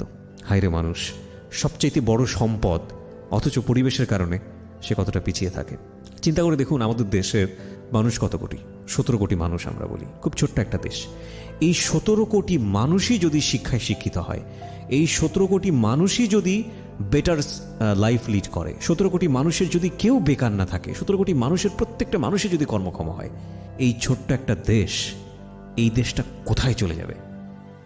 আজকের এই গল্পটা শুনতে শুনতে মনে হচ্ছিল যে কাউসারকে আমরা শুনছি আজকে 2018 সালে বসে, হয়তো 20 বছর পর, হয়তো 30 বছর পর, অথবা 40 অথবা 50 বছর পর, এইরকম কাউসার সমাজে খুঁজেই পাওয়া যাবে না, এটা একটা রূপকথা হবে। সত্যিই যেন তাই হয়। তারপর সেখান থেকে গেছে পরে শেষ, তার ভাগ্য নেই। আর তোকে আমাদের আরেক মাজারে তখন গান গাইতাম, 3 দিন উর্স ছিল, 5 দিন ছিল, জি 3 দিন পর্যন্ত গান গাইছিলাম আমি। গলা এরকম ভাঙছে। শেফালি সরকার শেফালি হাজব্যান্ড শুনছিল আমার গান, শুনে ভালো লাগছিল। পরের দিন কইছে পরের দিন আসবে ভাইয়ে, তোমার পরের দিন তোমার আপু আসবে, তুমি যদি আপুর সাথে যাও তুমি বিদেশে অনেক জায়গায় যাইতে পারবা, সুন্দর সুন্দর গান গাইতে পারবা। পরে আমি ঘুমের দান্দা 3 দিন রোজা কর স্যার, ভাগ্য অনেক অফার ছিল, আমার ভাগ্য মনে নেই। তারপরে বাড়িকে বললাম আচ্ছা ভাই ঠিক আছে, তোমার আপু আসলে আমি তোমাকে বলবো না, হয়েছে তোমার আপুকে বলবো। পরে আমি ঘুমাইছিলাম বন্ধু বান্ধবের মাঝে। পরে আপা বলে অনেক ডাকছিল, কয়েকটা বাচ্চার একটা ছেলে একটা গান গাইতো, ওই ছেলেটাকে একটু দেখান। ঘুমের দান্দার তো স্যার 3 দিন তো ওইটা আর আগ্রহ করে যায়নি। যদি যেতাম ওইখানে একটা অফার লাগবে, আচ্ছা তাক গেছে, ভাগ্য নেই। আমি একটা প্রতিভা নিলাম, অনেক ক্যাম্পাচাররা রাস্তায় গান গা, আল্লাহ যদি দেয় অনেকে তো দয়াবান ব্যক্তি আছে রাস্তায়, কারো ছেলে কখনো হয় যায়। আমি একটা সাউন্ড বক্স কিনি, সেই সাউন্ড বক্স দিয়ে কারণ বাজার যাই। কারণ বাজার আগে সানচুর বিক্রি করতাম, তো তেলা পোকা মাইকের দিয়া গজল গায়ে গায়ে পাকিয়ে গাইতাম, অনেক মানুষের ছানাচুর বিক্রি খাওয়াইতাম। পায়ে মাজার সমস্যা স্যার, এই ভাঙ্গা বাউটিয়া অনেক কষ্ট করছি স্যার। রেলগেটের দিক দিয়ে ঘুমাইতাম, রাত্রে থাকার জায়গা পাইতাম না। ঘুমার পরে শরীরে একটা কাজ কিছু টাকা জমা সাউন্ড বক্স দিয়া সেই মাইকটাতে সাউন্ড বেচার পরে গিয়ে সেই সাউন্ড বক্সের মেধাবিতা নিলাম। এই কুত্তাকে এটা গজল অনেক ভয়েস ভালো হয়, গজলটা সুন্দর পাওয়া যায়। অনেকে শুনে 500-1000 টাকা দিত। সেইভাবে পাওয়ার পরে আস্তে আস্তে স্যার আল্লাহর কি অসিত রহমত, একজন ক্যাম্পাসার ভাইয়ের সাথে যাই।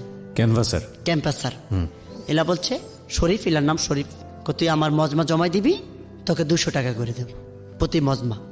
পরে বেছি এলা ব্যবসায়ী না ভালো, 200 দিত 300 দিত।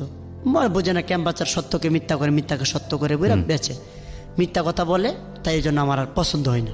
পরে হঠাৎ করে এক লোকে, আমি তো নামাজ পড়তাম আল্লাহ দিলে, নামাজ পড়ার মসজিদে বাইরের পরে এক বলতো দেখো কাউসার, তুমি আগে সানাচুর ব্যবস্থা বলছি, তুমি ওদের সাথে ঘুরো না, তুমি এত সুন্দর বয়স সুন্দর গজল গাও, অনেকে তোমাকে ফালতু ভাবে। পরে চিন্তা করলাম আসো তো ঠিক। পরে ওই ভাই এক ক্যাম্পাসের সাথে আমাকে দেয়, চট্টগ্রাম যাইতাম। ওইলে আমার এই মজমা দিকটা বিশাল মানুষ জমে গেছে, শত শত মানুষ এখানে এই মজমা, ভালো মজমা, ওষুধ বিক্রি করছে। ওষুধ তো নেয় না মানুষের বুকে। আমার গজল গাওয়া শেষ হলে আমার বাইর করে দেওয়ার সময় মানুষ আমার সাথে আইসা পড়ে। মেন কথা বুঝতে পারলাম আমার গানের জন্য ওরা অতক্ষণ বসেছিল। পরে স্যার বসে সেখানে আর চলে 100-150 দিতে, আমি তো বাসা বারোই হলো। মাসে আমার 4-3 হাজার টাকা, 3 হাজার টাকা খানা। এরপরে আবে যাবে একটা খাইতে তো মজ্জা, মামা আমি আপনার সাথে আর কাজ করবো না। কারণ বাজার 21 টেলিভিশনের সামনে একটা লাল বিল্ডিং ছিল, সেই বিল্ডিংয়ের সামনে গাওয়ার পরে স্যার আল্লাহর কি ওষুধ রাখবো স্যার, গজল গাওয়ার পর অনেক মানুষের জমতো, জোড়া হয়ে গেছে। পরে আল্লাহর ওষুধ রাখবো আপনার মতন স্যার একজন এসে 20 টাকা দেয়, কোনে এটাতে কিছু খাইতে চায়া দেখি স্যার ওর দেখা দেখি শত শত মানুষ 10 টাকা 20 টাকা 5 টাকা, ওইখানে 1200 টাকার মতো পাইছে। আমার খুশি, আমি জীবনে 1200 টাকা এক মনে দেখিনি। পরে আমি ওই পথে চলে যাই। এরকম করতে করতে স্যার অনেক কষ্ট কইরা কিছু টাকা জমার পরে খুঁজে খুঁজে মার খোঁজ লই। পরে শুনি মরাদনগর থানা আর রামচন্দ্রপুর বিয়ে বই, মারে দেখতে যায় বাজারে। আপনি এটা শুনলেন কার কাছ থেকে? শুনছি একজন আমাদের গ্রামের একজন মুরব্বী শুনছিল, সেখানে বেলে বিয়ে হয়েছিল। আবার মা আবার বেলে মাঝে আবার গেছিল, তখন আমি বাড়িতে আর বছরখানেক ধরে যাই না। মানে এই পর্যন্ত যে সময়ের গল্প শুনলাম, এই পর্যন্ত আপনার মা কি জিনিস আপনি জানেন না? মার সঙ্গে আপনার দেখাই হয়নি ছোটবেলা থেকে? আচ্ছা। যখন আবার মার খোঁজ পাই, তখন যাওয়ার পরে মাকে দেখে অনেক, তারপর আমি দূরে দূরে থাকি, যাক মা ও যে মার যেতে আছে, আমি তো যদি একটু লাইনে উঠতে পারি, করছে ওখানেই থাকুক, ওখানেই থাকুক, ওখানে যেহেতু একটা সংসার করে নিয়েছি। তারপরে তো রাগ না, মার দুঃখে আমার দুঃখে আমি থাকি, মা আমার কষ্ট দেখে না, মার কষ্ট আমি দেখি না। এই গজল গাওয়ার পর আল্লাহ রশিদের মধ্যে কোনোদিন বাড়িলে 2000 3000, কোনোদিন 4000 পাইতাম, কোনোদিন 5000 পাইতাম। প্রতিদিন আচু নামাজের পর যাইতাম। আল্লাহ রশিদ মধ্যে স্যার আমার প্রতিভাটা হইল গাছ মানুষকে গজল গায়ে শুনাই স্যার। অনেকে শুনা 1000 টাকা দিয়ে 500 দাবি, আল্লাহ তোমার দুনিয়াত কত যে ধন, অভাব নেই। পরে কাঁদতাম, আল্লাহর কাছে ধনের অভাব নেই। সেভাবে করতে করতে স্যার সেটা আওয়াজ হবার পরে আবার মার কাছে কিছু খাইতে চাইছিল আমার মা, সেখানে কষ্টে। আপনার সঙ্গে যে দেখা হলো আপনার মায়ের এত বছর পরে, আমার মা চিনে না, ওই সময় একটু মাথা নলের সমস্যা, পাগল। আমার মা ওইখানে দেখতে গেলে নিজের তো একটা লজ্জার বিষয়, পাগনির পোতাইছে পাগনির আগে এগুলো বলতো। অনেক কষ্ট হতো স্যার আমার মারে আমার সামনে পাগল বলে, সেটা আমি মনকে বোঝাই পারি না। তারপরে মাকে বলতাম, আমি কিছু দেখে না আমার মাকে পাগল বললি। আমার ভাগ্য ছিল সেখানে যাওয়ার পরে আমি একদিন আমি এক যে বাসায় ছিলাম, সেই বাসা থেকে কলজা মজা পাক করে আমার মার জন্য নিয়েছি। নিয়ে খাওয়াইয়া আসার পরে কিছু টাকা দিয়ে আরেক মহিলা কাছে আমার মা কিছু খাইতে চাইলে দিয়ে এই টাকাটাতে কিছু কিনে সেখানে অনেক কষ্ট পরে মার কাছে মা খুব বলতো একটু মাথা বেদ ভালো হয়েছিল, মাঝে একটু কবির দেখে ওখানে ওষুধ খাওয়াইতাম, দেখতে যাইতাম। সেখানে আমার মা আমার হত্যাটি আল্লাহর কি অসীম রহমত, বাবারে তোর আদর দিতে পারি নাই সন্তান। পরে আমি মা তুমি দোয়া করে, আমার ভাগ্যে নাই। আমার সবসাথে কষ্ট মাঝে মাঝে বোনের কথা মনে হওয়া, মানুষের সাথে শুনে আমার বোন অনেক সুন্দর ছিল। স্যার আমার একটু কষ্ট, আমার বোনটা যদি পাইতাম। আমার বোনটার নাম ছিল এসমিন। আমার বোন নিয়ে গেছিল, অনেক শুনছিলাম আমার বোন পালকে দিয়েছে না মরেছে, সেটা আল্লাহ পাক রাব্বুল আলামিনই জানে। জানি না কোথায় আছে আমার বোন। এসমিন নামে ছিল, সুন্দর ছিল। আমার আব্বার নাম ছিল বাদশামী। সে বোনের জন্য অনেক কান্দি, নামাজ পড়ে, সেই টাকা জমা একটা বিয়ে করি। এই ধারে 1 বছর হয় বিয়ে করলেন? বিয়ে করলাম মার কথা শুনে বিয়ে করে। তারপরে আমার মাকে নিয়ে ঢাকা শহরে আসছে। ঢাকা শহরে আসে মাকে চিকিৎসা যতটুকু পারি করতেছি। মার প্রেশার বাড়তি, মাঝে মাঝে চিন্তা করি আল্লাহ যেন কবে যেন আমার মাকে নিয়ে যায়। আমি বাংলাদেশের মানুষের কাছে একটি কথা বলি, মার সেবা যেন করো, মার মতো তুলনা হয় না অনেকে। আপনার বয়স কত এখন? 26 বছর হয়। আপনার মার সঙ্গে দেখা হয়েছে ক বছর? 23 বছরের বালা, 2-3 বছরের মতন তো দেখাচ্ছিল। আপনি জীবনে মার কোনো সান্নিধ্যই পাননি, মার কোনো আদর স্নেহই পাননি? আমার খালামার কাছে পাইছেন তো, তারপর আপনি মার জন্য এত কিছু কেন, কিভাবে বলতেছেন? এত বলতেছি কারণ আমার যে মারও ছিল, আমি সুন্দর পৃথিবী দেখেছি। আবার যেটা শুনলাম আমার মা তো আমার বোনের সুখে সুখে গেছে, সে তো আমার কষ্ট না, একটা সন্তানের ব্যথা আমি বুঝতে পারি। আমি যেহেতু আমার বোনের জন্য এত কাঁদতে পারি, আর আমার মার মন তো কলজা ফাইটা যাওয়ার কথা। আপনার বাবা কোথায়? বাবার সঙ্গে দেখা আমার হয়েছে? বাবার সাথে দেখা নেই। ভালাই দিয়া গেছে গা। এরপরে আর আসে নাই কখনো? না, দেখাই পাননি আর কখনো? আচ্ছা, আমি একটু আপনার কাছে জানি, এই যে বছর 3 হলো আপনার ছেলের কাছে আপনি আছেন, আপনার ছেলে কেমন করে আপনার জন্য? ভালো। যত্ন আপনি করে ভালো মতো? দেখশুন যেটা প্রয়োজন হয় সেটা দেখে? দেহে। আচ্ছা, আর আপনি এখন পেশায় কি করেন? আমার অন পেশায় স্যার রাস্তায় গজল গাই, শুনে ইসলামী গান, মার গান গাই, আধুনিক বেশিরভাগ মার গান গাই আর ইসলামী গজল শোনাই। এগুলো শুনে শুনে শুনে শুনে একটা সাউন্ড বইতে রাস্তায়, বাসা বাড়ি, মোড়ে টোরে। কোথায় কোথায় করেন এটা? এই যে খিলগাঁও গাই, বাসাবো গাই, শাহজাহানপুর, রামপুর, এই দিকটা সব জায়গায় বিভিন্ন কারণ বাজার যাই, অনেকে ওরা সবাই শুনি। আচ্ছা, তো আমি আমার শ্রোতা যারা আছেন তাদেরকে বলবো যে আপনারা যদি এই কাউসারকে দেখতে চান, হয়তো অনেকে দেখেছেনও, এভাবে কখনো দেখা হয়নি, হয়তো জানা হয়নি কখনো ওকে। আজকে আপনারা জীবন গল্পটা জেনে গেলেন কাউসারের। আপনারা যদি এর পরে কাউসারকে দেখেন কখনো এই মাউথ স্পিকার নিয়ে গজল গাইতে বা গান করতে, এই কাউসারের যে জীবন গল্প, সেই আঙ্গিকে এই কাউসারকে শুনে দেখবেন, আপনাদের ভালো লাগা হয়তো আরও বেড়ে যাবে। প্রিয় শ্রোতা, এই হচ্ছে কাউসারের জীবনের গল্প। বাকি জীবনে এই কাউসার স্ট্রিট চাইল্ড থাকবে নাকি আল্লাহ তাকে বাদশা বানাবে, বাদশা পরিমাণ ধন সম্পদ দেবে, সেটা সৃষ্টিকর্তাই খুব ভালো জানেন। কারণ আমরা জানি যে এই কাউসার একসময় 2 টাকা খেতে, 2 টাকা দিয়ে খাবার কিনে খাওয়ার সামর্থ্য ছিল না। এই কাউসার এখন গান গেয়ে গিয়ে কিছু পয়সা হলো সে জমিয়েছে, তার একটা সংসার হয়েছে, তার মাকে সে নিজের কাছে রেখেছে। এর চেয়ে বড় কথা আর কী হতে পারে? এটাই তার জন্য অনেক বড় পাওয়া, নিঃসন্দেহে। আমরা সমাজের কোনো মানুষকেই যাতে অবহেলা না করি, সমাজের প্রত্যেকটা মানুষই সম্ভাবনাময়। আমি বারবার শুধু একটা কথাই বলি, যে মানুষটাকে আপনি দেখছেন না, যে মানুষটাকে আপনি কি বলা যেতে পারে তুচ্ছতাচ্ছিন্ন করছেন, এই মানুষটাই হয়তোবা সমাজে এমন কিছু করে পুরো সমাজটাকেই বদলে দিতে পারে। সুতরাং মানুষের প্রতি আমাদের যেন শ্রদ্ধাবোধ কখনো না কমে। জীবন গল্পটা এখানেই শেষ হচ্ছে। আগামী বুধবার ঠিক রাত 11টায় আমি আরজি কিবরিয়া আবারও ফিরবো। আমার সামনে হয়তো আরও একজন গেস্ট থাকবেন, তার জীবন গল্প হয়তো আমাদের নতুন করে ভাবাবে। সে পর্যন্ত সবাই অনেক ভালো থাকবেন। আমি আমার টিম মেম্বার যারা আছে তাদেরকে ধন্যবাদ জানিয়ে আজকের মতো শুভরাত্রি জানাচ্ছি। জীবন গল্প, জীবন নাটকের চেয়েও নাটকীয়।